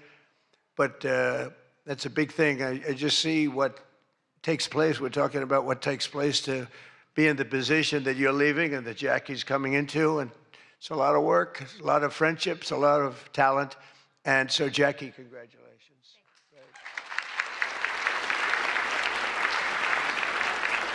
And congratulations are also in order for our favorite White House press secretary, Caroline Levitt, who just had her second child. You and your husband. She's great. She's done a fantastic job. We all love her. She's done a fantastic job. She's another one. She can be nasty. But sometimes she has no choice, right? But Caroline may have one of the hardest jobs in the White House. She has to deal with all of you all of the time, and you can be very difficult. You can be very, very difficult people, but I'm probably being a little bit oversensitive. Sometimes I really do think that some of you don't like me. In fact, I read a report, I get 93% negative publicity. 93, so how the hell did I win the election by so much? Think of it, I don't think that's true. I can't believe it's 93. In the 80s maybe, but not 93. But this place is really the largest group of Trump derangement syndrome people ever put together at one time, I suspect. But some of you are lucky that our last dinner was cut short because I had brought with me what would possibly have been, I'm telling you, I had something. I was going to go after you. I feel so badly doing this. It's going to be such a letdown. Oh, yeah. But your lives were really in danger the last time for an opposite reason. But on the plus side, your careers were saved, and we really do. We have a complete and total. You know, I love the words complete and total. They say, but it means almost the same thing. I said, it doesn't matter when you say it. It's called emphasis. It's called emphasis. But everyone is now really warming up. The new White House Military Center, drone port, highly protected ballroom. We have our ballroom. The windows are this thick. I said to the people, well, if a bullet hits, what happens? Nothing. Nothing. It bounces right off, sir. This is the greatest bulletproof glass. I said, AK-47, that's supposed to be a big one. I don't know so much about the guns. My sons know a lot. But I said, I know it's big. What would happen? They go up, meaning it can take more. I said, so if I'm making a speech and I hear that pinging sound at a window, what would I do? Sir, leave the room right away, but you're going to be safe. We're building something that's going to be amazing. And in light of what we went through, I think people understand it. It's going to be amazing. A phenomenal, one of the biggest drone ports anywhere in the world, right on the roof, right protecting the White House, not only the ballroom. And what's underneath, you know, is supposed to be a top military secret, what's underneath, but then you get sued as usual, and you have to reveal that you're building this unbelievable situation downstairs with room after room of very complex stuff. It was the military's dream to have it built. I wanted to have a ballroom because for 150 years they wanted it. And then the generals came to see me and they said, sir, you're building something. This gives us an opportunity to do something that will be so unbelievable, never happen again. Because there's very little built under the White House, very hard to build under a very fragile building like that. It's very fragile, it's old, and a little different construction standards, frankly. And this is an opportunity for us to build something very powerful. I said, let's keep it secret. They said, no, no, we're telling you, sir, let's keep it secret. And then we get sued and we revealed every room, We told the people that did the suing, they're not good people. We told them, we said, you know, you're being very unpatriotic when you bring a suit like this, but it is what it is, but it's really going, it's moving fast. We're ahead of schedule. We're right on budget. And it's going to be something like, I think, no country has. I just visited China. They have this magnificent room, the Great Room. They call it the Great Room. It's a great room, but what we have is going to blow. There won't be anything like it. It's going to be fantastic. And with all of the things that are going along with it for safety and security of future presidents. You know, I'm only going to be using it for about 6 months, assuming we finish it right on time. I get to use it. Somebody said, he's building it for himself. I'm building it for the future. I'm not building, I use it. Now, had I not gone down 6 or 7 stories, then in that case, I would have been able to get a couple of years out of it. But that was far more complex what we did downstairs than what we do upstairs. So we're very proud of it, though. It's going to be amazing. And I think I was just telling the whole group sitting at the table, we were talking about it. I said, I think, you know, it's White House Correspondents, so I don't see any reason why you wouldn't be able to use that. It's going to be very large and very beautiful and very safe, and that's what you need. So I was thrilled to see that after witnessing the attack, even Democrat Senator John Fetterman told his fellow Democrats to drop the Trump derangement syndrome and build the White House ballroom. But it's much more than that. It's something that you're going to use. I predict that you're going to end up using it, and a lot of people are going to end up using it. They're going to be as safe as you can possibly be. But despite everything that happened at the previous dinner and all of the dangers involved, I'm told that this is still the hottest ticket in town. This ticket to get in tonight, because it's a smaller room, it's a beautiful room, it's a luxury room. See those beautiful chandeliers? I can tell you everything about them if you'd like to know. See that beautiful Capitol above? See the beautiful Capitol? See everything, the brass. Those chandeliers are great. I'm looking at it, I'm saying, I wonder if I could, you know, I sold this building, and they're doing a nice job, but they're nice people. But I'll tell you, I'm looking at it, I'm saying, I wonder if I could walk out with those chandeliers, because you can't buy them. They're very special. I won't tell you the fact. I won't mention that they're Czech crystal, because I'd like to say everything's made here, but they are Czech crystal. And they are beautiful. And the Waldorf people are doing a really nice job. We're proud of them, actually, because, you know, when I left town, I was a little angry. I was a little bit angry. I was offered a nice price. I said, I'm getting out of that place. And then I said, let's make a comeback. And but I was very proud of this building. This building was hot. Remember the lobby floor? 82,000 feet. For those in the real estate business, 82,000 feet. That's a major floor. That thing was packed every single night. It was packed, mostly Republicans, I would say, but it was packed every single night. It almost brings back memories. But I left town, and I have just had nothing but good experience. And this might be the best experience of all, having all of these incredible people in this room. It's a great feeling, frankly. It's a great feeling. But tonight's event, thank you. But tonight's event is even crazier than the last time. In fact, it's so successful that I've been informed by CBS News' David Ellison, who's going to do a fantastic job. He's the owner. He's the owner. He bought it, spent a lot of money, and he's going to make, I think, fantastic changes and keep some of the great stuff going. But that next year they're going to call it the Trump White House Correspondents Center. He told me that, and I like that very much. We're going to change the name of it, okay? Oh, it's going to be so hot, just like our country is hot. We are hot, by the way.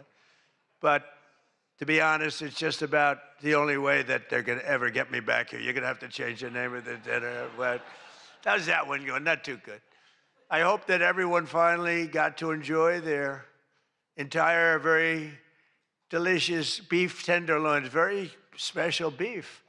And I want you all to know that Bobby Kennedy, who's right here, personally ran over the cow in his car.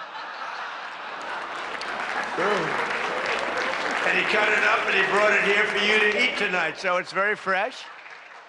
And Bobby also suggested an appetizer featuring his favorite cut of male raccoon roadkill. But we drew the line at that, Cheryl. We said, no, we're not going to do that. We're not doing that. We love Bobby. I'll tell you, he's a piece of work. You think it is fun, but he is a very different kind of a person, I will tell you. But he has what it takes, and he's smart, and he loves the country, and he wants people to be made to feel good. You agree with that, Bobby? He wants people to feel good. And he's doing a fantastic job. Thank you, Bobby. Thank you. We can joke all we want, but thank you. A lot's happened since the last time we were all together. Last month, we hosted one of the most incredible sporting events in world history at the White House, the UFC Freedom 250 fight. The UFC fight, when I announced that we're going to build a boxing ring right outside of the front door of the White House, that took a lot of heat. But it turned out that was, they say, about the most viewed fight in history. It was beautiful. So many things happened. It was supposed to rain. We're going to do it the week before, and the weather was beautiful. And the weather came, and it went, and now we came up to Wednesdays. They said, sir, this was on a Sunday night, replacing 60 Minutes, which is nice and unusual, because usually it's Saturday night. And they said, sir, this was from Wednesday on. Tell me about weather, right? Sure, it's going to rain. I think you're going to have to. It's going to be one of the worst storms that we've seen in a long time. It's coming up the coast. It's going to hit you on Sunday night. It's going to be a disaster. I'm saying, can you believe? And you saw the ring we built, Dana White, the great Dana White, and everything. We had the best fighters in the world. Turned out we had the best fights that most people have ever seen, including me. It was just a miracle. But what happened is we're waiting for this rain to come all day long, and it's coming, and it's horrible. And it's 8 o'clock, and we say, I think it hasn't rained yet. I said, maybe we should postpone it an hour. Maybe we should make it the next day. We didn't know what to do. And finally, we just said, let's just have it. And it never rained. It was perfect. In fact, the week before, it was 92 degrees. It was nice, but this was like 72 degrees. And the rain was coming, and it came right over the White House, and it was like, thank you very much. It went like this. And other areas were drenched a few miles away. We didn't have a drop of rain. And it was absolutely one of the most incredible things anybody's ever seen. People said it's one of the most incredible nights of their lives. So just remember, before I came along, if you wanted to see someone lose consciousness on the south lawn of the White House, all you had to do is ask Joe Biden a question. Remember that. Oh, you think I'm kidding.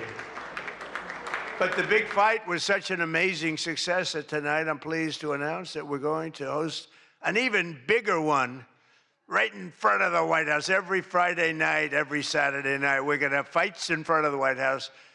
But we do have something coming and I'm only kidding. You know, the one thing about the press that I learned, don't be sarcastic. Because I'm a very sarcastic person, and I get sarcastic, and most people know that, but you have some bad people that will write it exactly like I say it. And I said I was only kidding.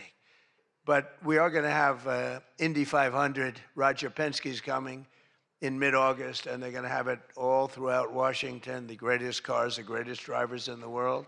And that's going to be something. Already they have over 350,000 people signed up, going down Pennsylvania Avenue, around the Capitol. And Roger, who's incredible, he won the Indianapolis 500 20 times. Think of it. Germany, Japan, all these countries, they spend billions and billions of dollars trying to win the Indy 500. And Roger wins it. He literally won it 20 times. On the 18th time, I said, you know, that's amazing. I'm going to give him the Presidential Medal of Freedom. And I had him up. And then he won it 2 times after that. The guy's amazing. And he lost the last one by about 6 inches, if anybody watched it.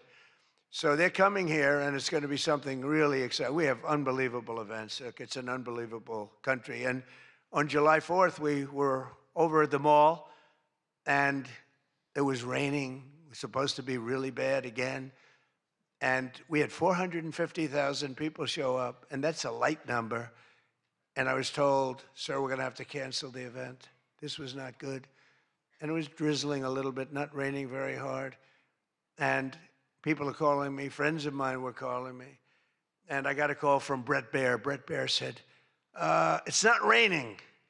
I said, where are you? I'm standing at the mall, and I'm waiting to go in the White House. Then others called up. They said the same thing. And I said, you know, this is terrible. But there was lightning. Not big lightning, but you don't have to have big lightning. It takes just a little bit to do some big damage. So they said, everybody must leave. 450,000 people were forced to leave, and they left. And then I said to myself, I said, let me call up and find out what the hell's going on. And I called up and I spoke to a brilliant young man. He said, don't worry about it, sir. We can do it in a couple of weeks. I said, you can't do it in a couple of weeks. This is the 250th birthday. In 2 weeks, what are we going to do? Say, let's go? We're going to have a redo? No. I said, I'll speak if I have to speak at 3 o'clock in the morning, 2 o'clock, 1 o'clock, I don't care. Call them all back. They're all gone. 450,000, and most of them were in cars or heading back to Texas, and it was sad. And we said the show must go on. Very much like here, we said the same term, right? The show, it's a great term. It's true in life. The show has to go on. The show must go on. And I said, the show must go on. I put it out on Truth. The show must go on. And we had probably, Peter, 150,000 people come back up higher. Maybe, thank you. Let's stand up, Peter. Tell them. More, right? It might have been more, but it was amazing. It was just an amazing crowd.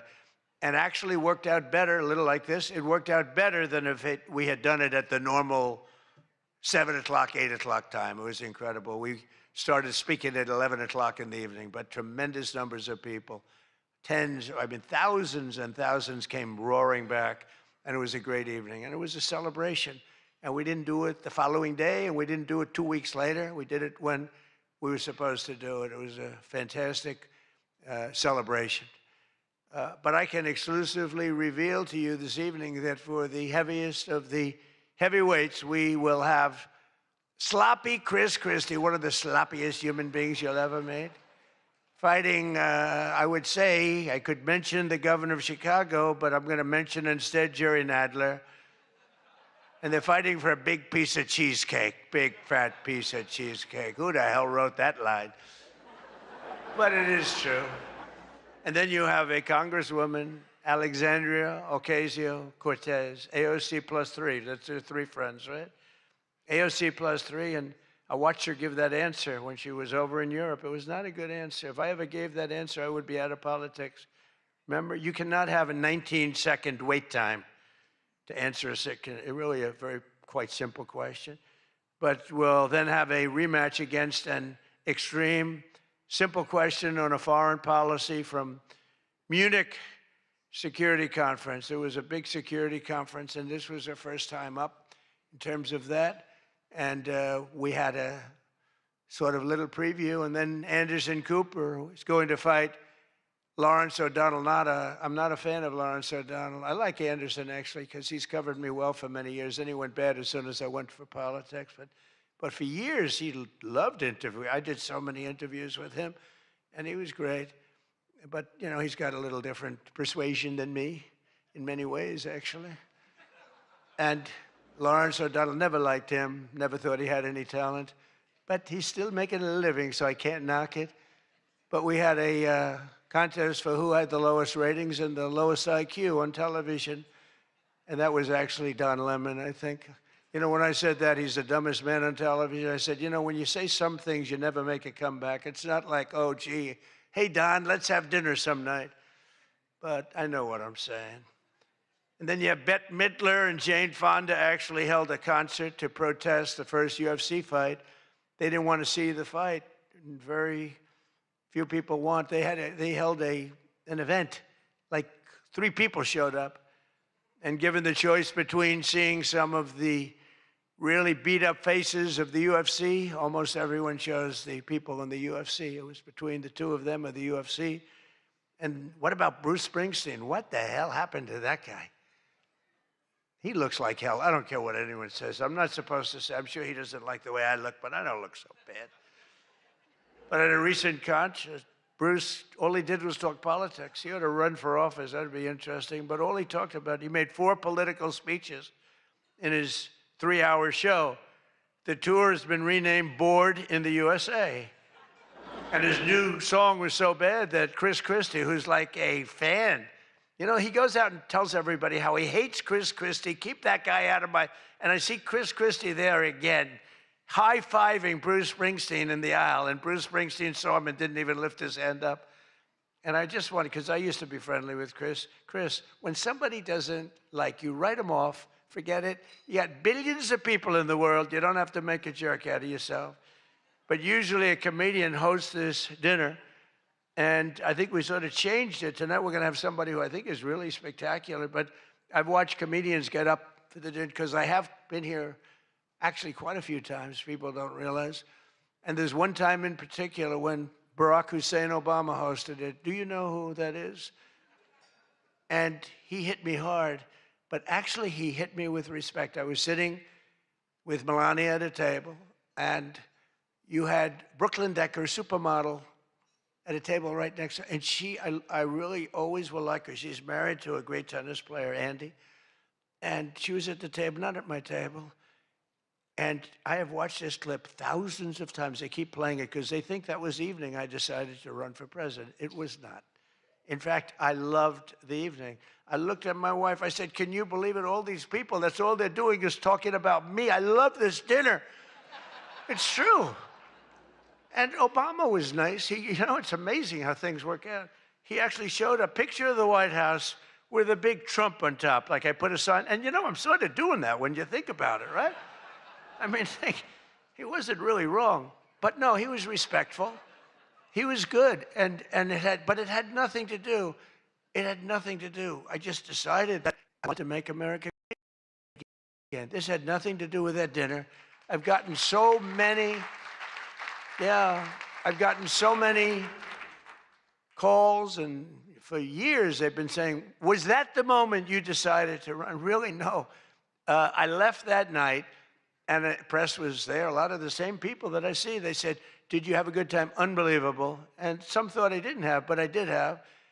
And I always remember, though, Brooklyn. She was so angry. She was much angrier than me. She was angry. She thought they were mocking me.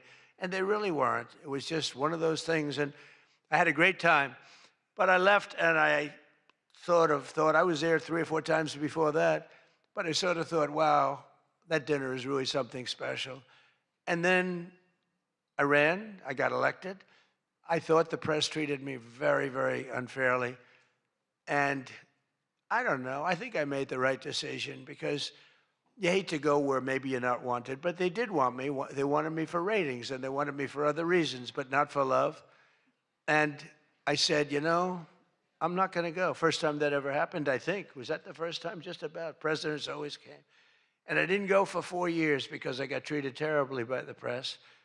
In my opinion, unfairly. I know unfairly because I know the facts, but I got treated unfairly. I didn't go. And this year, I was called by your president and your chairman and all of the people, and they said, we'd like to do it. And I said, you know what? With time goes by, time passes, and you sort of look at life a little bit differently. I said, let's do it. And I didn't know it was going to turn out the way it did. It turned out to be the biggest event in the history of your day. That was by far the biggest, right? For all the wrong reasons. But as I said before, a lot was learned from that evening. So much having to do with so many different things, including security. But it's an honor to do it. This is my first. I mean, I've been to it numerous times, but as president, I haven't been here. And I'm glad. And they said, would you do it next year? I said, I will be back next year. Now, if you get really, really nasty, maybe not. I don't know. But we're going to be back next year. And well, Jackie will treat me very bad.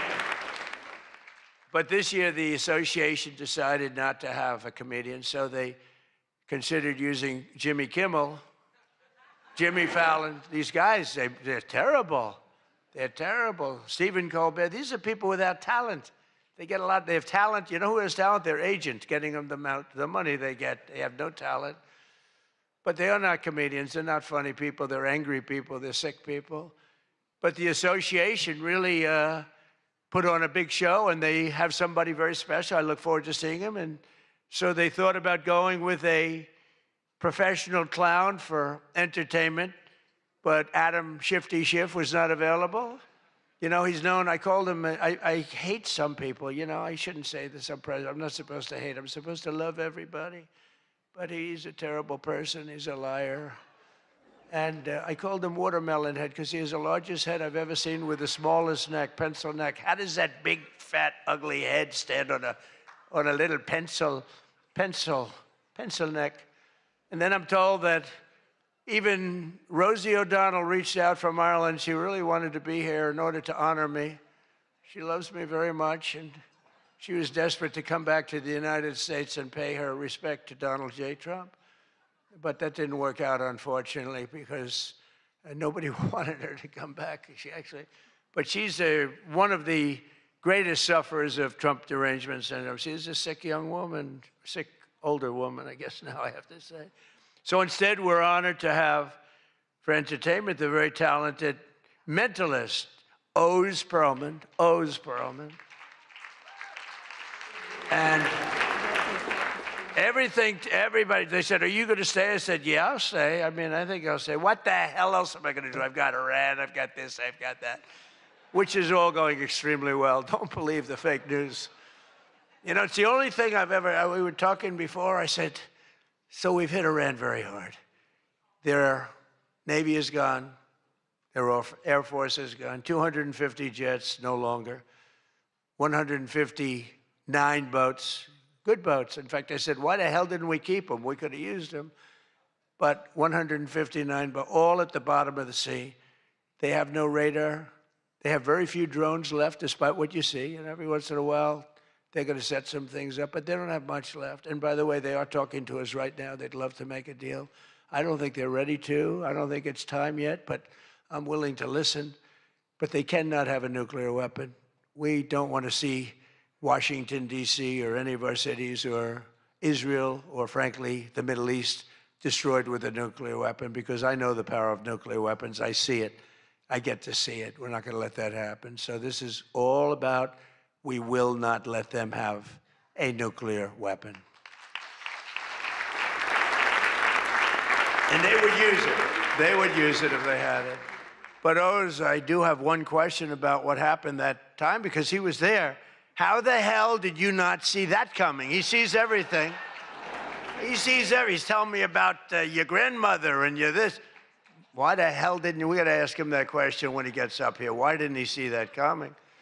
But of course, this evening, it's really all about the fake news media and your handling of prizes, and writing and producing and performing made-up stories like the Academy Awards. You know, Academy Awards used to be the epitome of ratings. Outside of the Super Bowl, it got the second most ratings. Now it's down in the dumps. Nobody wants to watch it anymore because they took on Trump. They hit me all night long. They hit me. The winner is so-and-so. I want to talk about Donald Trump. I hate this man. Nobody wants to hear this stuff. Right, Peter? Nobody wants to hear it. You ever see the ratings? They used to have 48 million people. Now they have 2 people watching. But they'll learn their lesson. But I want to personally congratulate CNN's Caitlin Collins on receiving her award. It was all about me. It's a fake. She shouldn't get the award. It was a fake. But I didn't mind. I said, Caitlin, congratulations. But it was fake. There's no question about it. But she's a young, attractive woman. She never smiles. I said, Caitlin, do you ever smile? Smile. You have a nice position. You're at CNN Fake News. You should be a happy person. So smile, Caitlin. Just smile. But we attack, and I thought Caitlin had really made it big with a major new sponsorship, but then I informed her that it wasn't her on the Bud Light can. It was Dylan Mulvaney.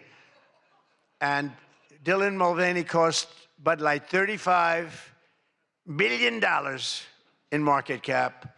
That was the worst commercial ever made, by the way, for those few people that want to hear that. Most people don't care, but I would. I wouldn't want to hire Dylan anytime soon.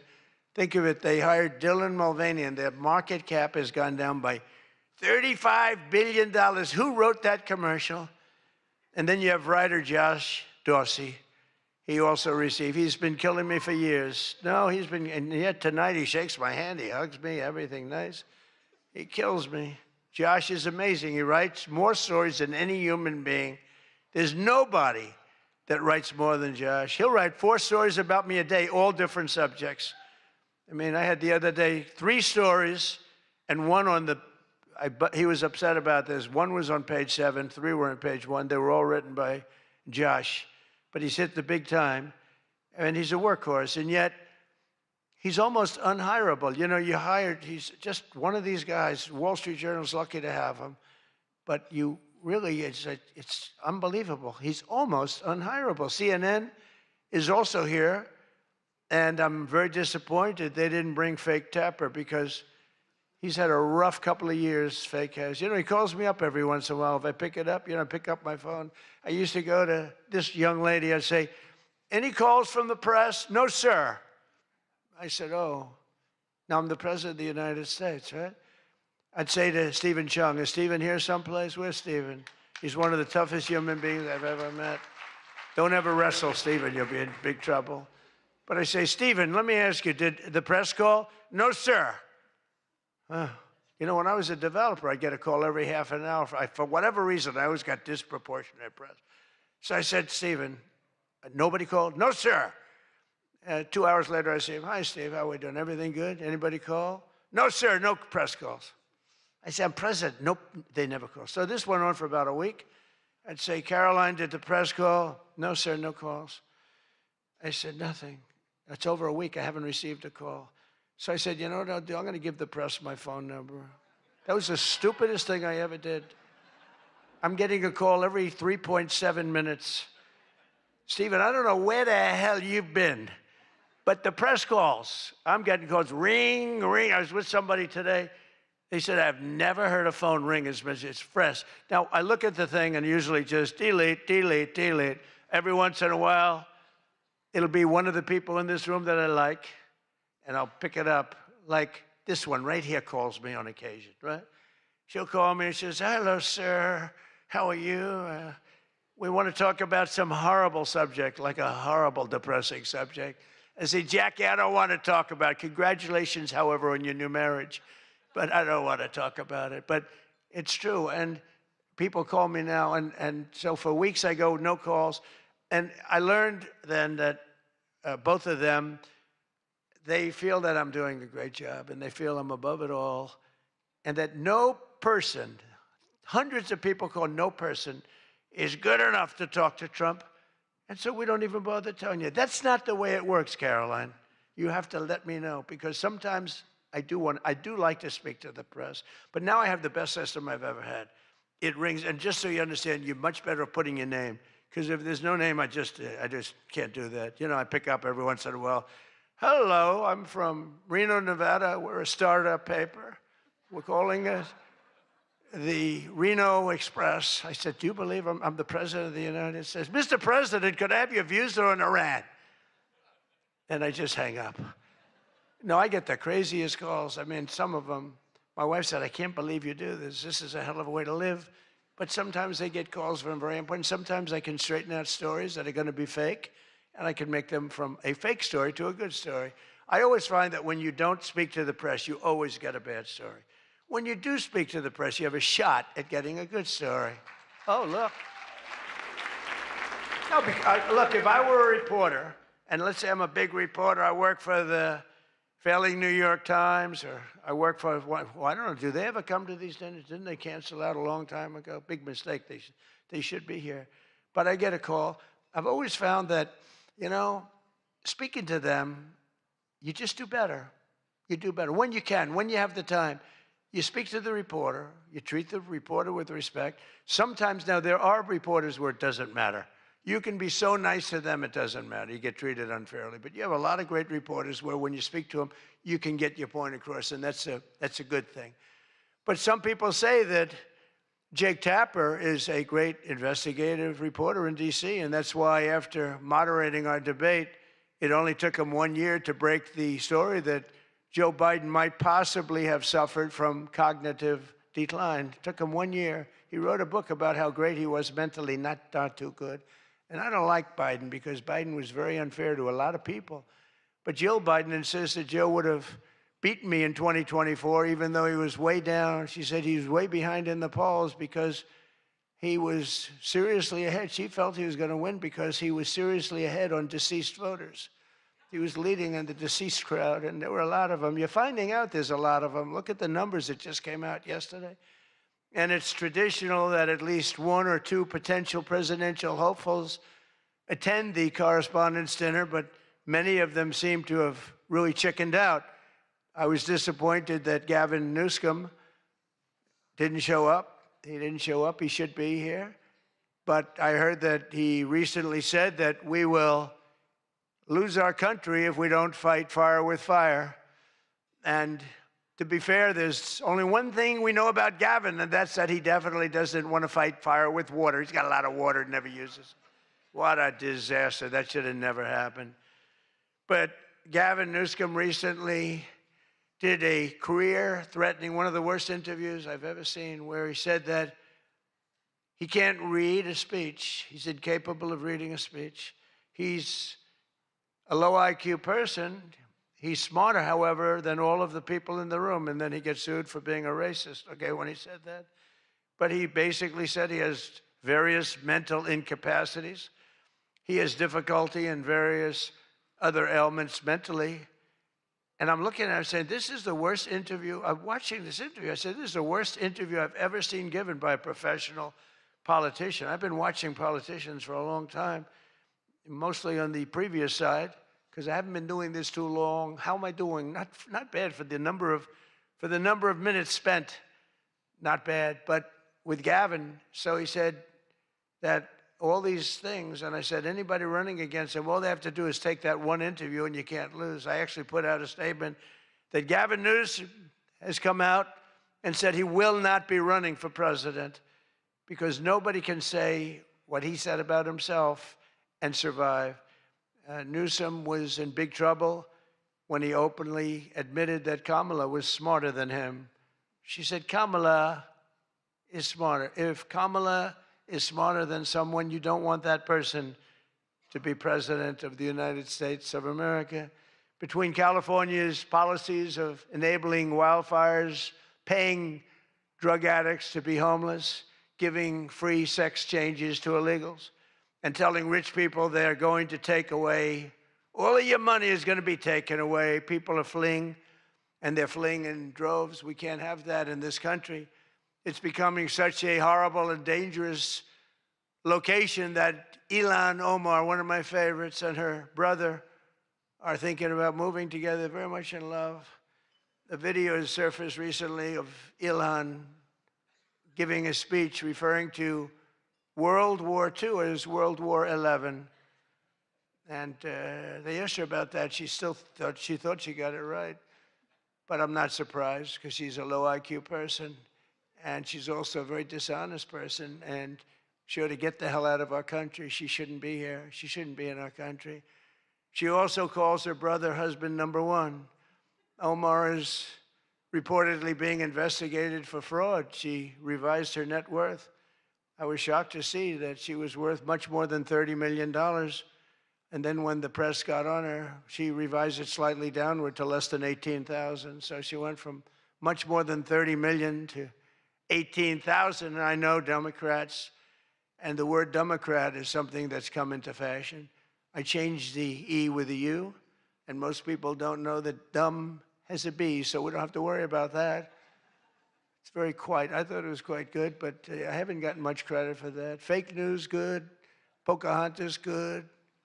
I won't say Lion Ted because he's on my side. I don't talk about past conquests, but we have a lot of them.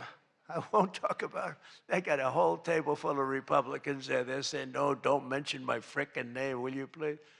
But we've had a lot of good names. But the Democrats are there to destroy wealth, and honestly, they've gone absolutely crazy. Gavin Newsom's not only a man who really wants to run for president. He's doing a bad job running a state. You can't have somebody like a J.B. Pritzker, who I understand is not president, sadly, but, you know, some people say, never use the fat word. And I don't. I would never call anybody fat. I have my own problems, you know? It's not like I'm perfect. Sir, in the back, don't call him a fat pig, okay? I'm sticking up for him. Don't call him you. You can't do that, sir. You can't call J.B. Pritzker a fat pig, please. All right? Thank you very much. I appreciate it. Everyone's trying to figure out, who is that guy? Does he exist? But the nice part is when you do that, the press can't get you, because I'm defending a man who obviously has a problem. Actually, he's lost a lot of weight. I saw him recently. He lost quite a bit of weight. I don't know what the hell. He's got no chance, believe me. Anything he does, the family threw him out of the business. A number of other potential Democrat contenders sadly refused to show up tonight. We invited Elizabeth Pocahontas Warren. She's referred to Pocahontas because, in fact, I had to apologize. People came up and they said, we want you to apologize to Elizabeth Warren for calling her Pocahontas. And I ended up apologizing to the real Pocahontas. But Elizabeth Warren was supposedly of Indian heritage. And then she took the test and she only had 1,024th Native American. And I said, you know what? I think I'm more of an Indian than she is. So this is what we have to deal with. But Senator Warren did not accept our invitation to debate. I wanted to debate her on various and sundry things, and she decided not to do it. And I decided to bury the hatchet. It doesn't matter. And she, well, I'm not going to say this next one. Do you want to hear this one? How bad? She wasn't high up on her totem pole. Who the hell wrote that? No, she's bad news. I wanted to make sure that Jack Smith, deranged Jack Smith, remember he went after me for about 2 years? How did he do? Not too good. I'm in the White House and he's not doing as well. I was going to say he's in a different kind of a house, but he's a deranged human being. He's a bad prosecutor. You know, prosecutors are very important. A great prosecutor, a fair prosecutor, but that's the great prosecutors, the ones that are fair. They're very important to a country, but this guy was a deranged lunatic.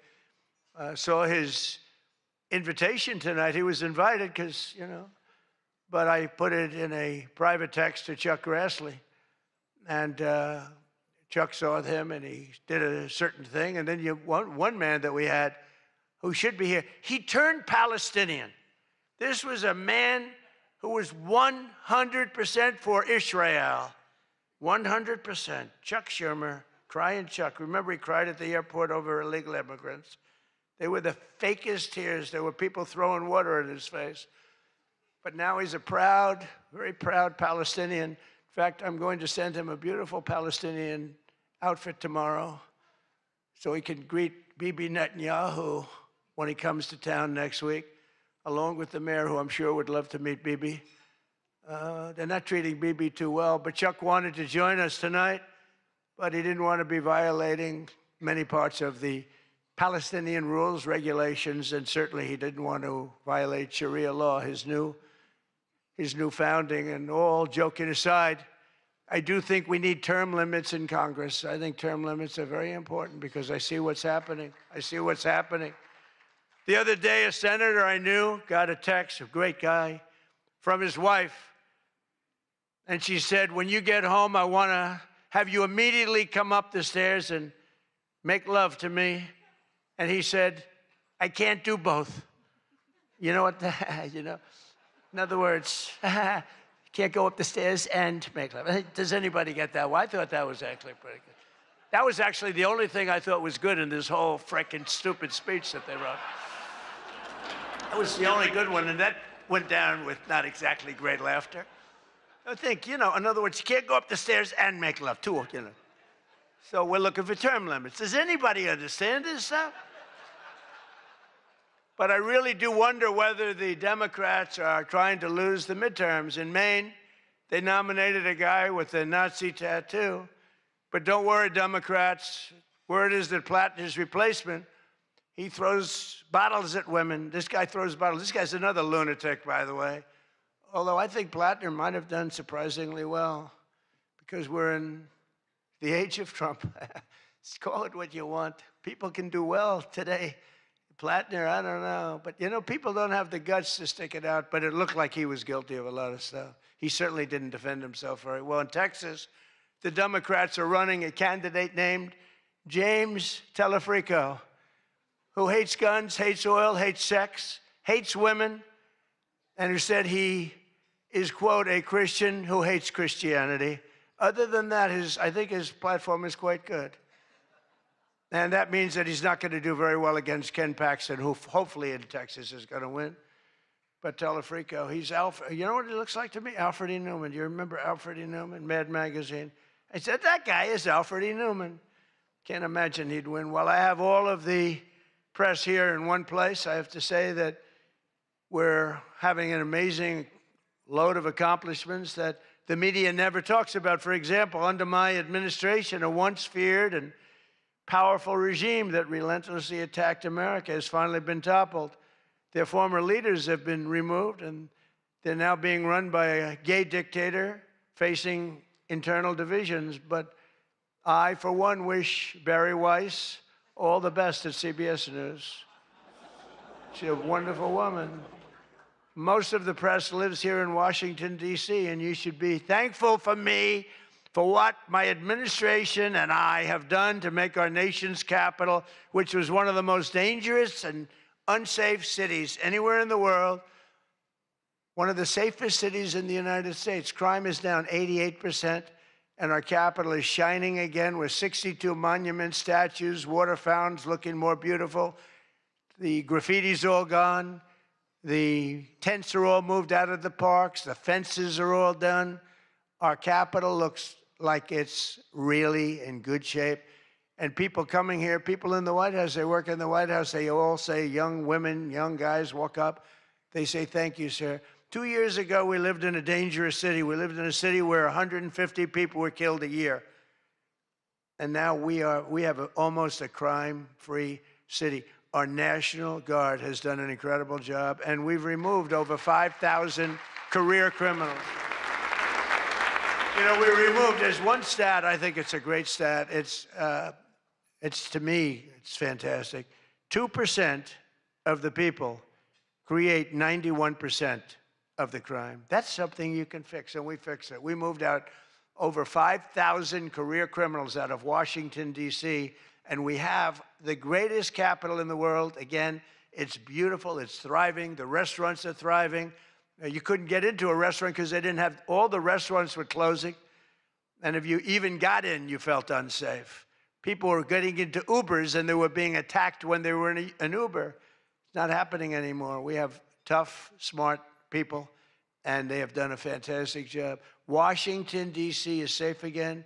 You can't get into a restaurant. The restaurants are opening up. They're opening up all over the city. They can't get, it's the exact opposite. They can't get space. But mostly I've given up on you and the media so that now I just gave up on you and I'm #1 on TikTok. Did you see that I'm #1, Stephen? Is that true? I'm #1 on TikTok. So how could they be so bad? 520, think of this, 425 billion views. Can you believe that, Peter? I mean, let's go, Peter. I gave up on you people. I gave up on traditional press. And it obviously worked because we did win in a landslide. I mean, somebody's got to be saying something good about me. But TikTok, good old TikTok, and I was able to get it sold to a group of very wealthy people, mostly Americans. I was told President Xi, who's a man that I get along with very well, he was a hard no for the sale of TikTok. They all said he's a hard no. I said, well, let's call, put your group together. They put it together, billions, hundreds of billions of dollars. I called up President Xi. I said, President, look. These are American people. They're wonderful people. In fact, one of them happens to own CBS, actually. I mentioned his name. I said, these are wonderful people, and it'll be a good thing. Does it mean anything, President? It's nothing. It's nothing. They love your country. We'd love to see you approve the deal. And he goes, all right. That was it. It was done. And we sold TikTok. And he's a friend of mine. And he's not contributing to problems like other people contribute to problems. So we get along. but we made the deal. But #1 on TikTok is Trump, and that's probably why we won. But for all of the trouble that you give me a lot of trouble, a lot of heartache. I hope all of you know that I believe in the free press more than anyone in this room does. Maybe not quite. But that's why I'm proud to be the most open and transparent president in history. They called me that. You know who calls me that? Caroline. That's about it. So would anybody else call me that? I think Peter would call me that. Am I the most transparent? Biden never used to answer your questions. He'd ask Biden 20 questions, he'd never get an answer. Who's the most transparent president, Peter? Who? I look at him. It's the first time he's tongue-tied. I cannot believe it. Oh, he's not going to be happy tomorrow. But you people have no idea how lucky you are. When I'm gone, you're all going to be broke. Your business model is going to be finished. No, it's true. When I'm not around, you're going to be broke. There's not going to be anybody to report on. Nobody gives a damn about anybody else. The New York Times the other day had 5 stories about me. You know, before I got into politics, in my whole life, I had 7 front-page stories. This is years of success. I think 6 were good, 1 was bad. I had 5 stories, 7, 5 good.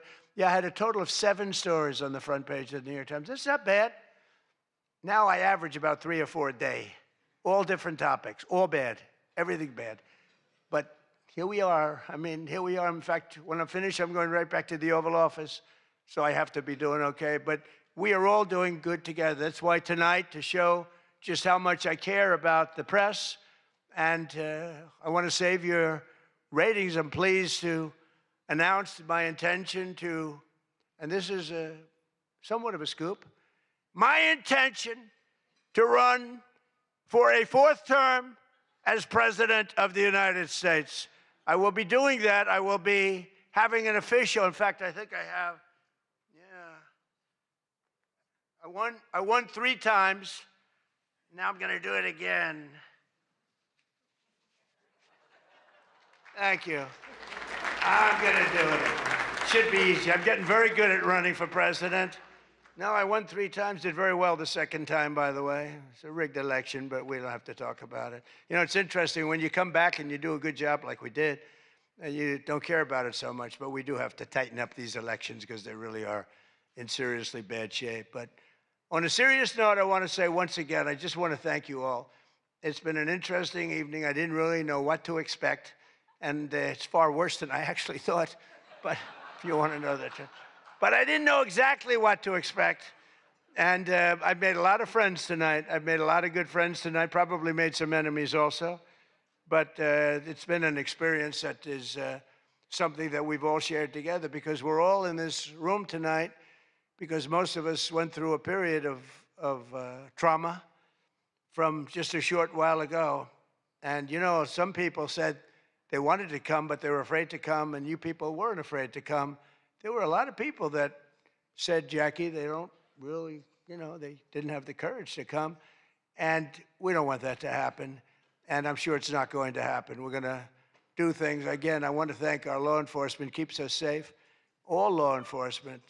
We have the greatest people on earth. You know, we had, 2 years ago, we had the worst record of recruitment in, as an example, the military, Army, Navy, Air Force, Marines, the Coast Guard, Space Force. I love Space Force. Look at all that shooting we're able to do from space. That was my baby. But all of the branches of, you couldn't get people to join. This was 2 years ago. And last week, you probably saw, some of you wrote the story, we have the single best recruiting of people into our armed forces than we have ever had in the history of our country. They are brimming over with great people. And that's a big statement. And that also goes for the police departments, where they were having a tremendous problem recruiting. You can't get into a police department now. If you're looking for a job, it's very tough. And that also includes our great fire departments, because people forget about them. They're unbelievable, the job they do. So I just want to thank you. Look, we're on the cusp of something big, and I call it, and this, I'm being very serious when I say this, that this is the golden age of America. We have $19.2 trillion being spent in our country. A record was China. I think it was 10 years ago, $3 trillion. Trillion is a lot. 4 years, they went less than 1 trillion under Biden, and we have 19.2 trillion, and this is a period of actually 13 months, not even current, because we're here a little bit longer than that, but that was as of reporting dates. $19.2 trillion is being spent. Factories are coming. Toyota just announced they're going to be building the biggest car plant in the world. They're leaving Mexico. They're coming here. Tariffs did that. Tariffs did that. And maybe November 5th did that too, the election. But our country is doing things that nobody's ever seen before. And it is true. We were, and you've heard me say this, we were a dead country 2 years ago. Other leaders would see me and they'd say it's a miracle. President Xi told me that a few weeks ago in China, and he's coming here on September, I think, 24th, coming in September, the end of September, going to be exciting. But he said the same thing. The King of Saudi Arabia said it. Everyone said almost the same words. We thought you were a dead country. We never thought you had a chance. You were never going to make it back. And in a period of 1 year, you made it the hottest country anywhere in the world. We all did that together. It's not me. We all did it together. And we do. We have the hottest country anywhere in the world, and we're going to keep it going. And I just want to say, it is the room. I have tremendous respect for the people in this room. Sometimes I don't feel you treat me fair. Or maybe you do. I don't know. I don't feel that. But sometimes you treat me very fairly. And I have a lot of respect for your profession. Your profession's amazing. And I just want to thank you for having me. And it's been fun. And I've met a lot of great people. And, you know, I used an expression. I've used it right from the beginning. I did this for one reason, to make America great again. And that's what's happening right before your very eyes. We have made America great again. It's going to get a lot greater. So thank you all very much. It's an honor to be with you. Thank you. Thank you very much.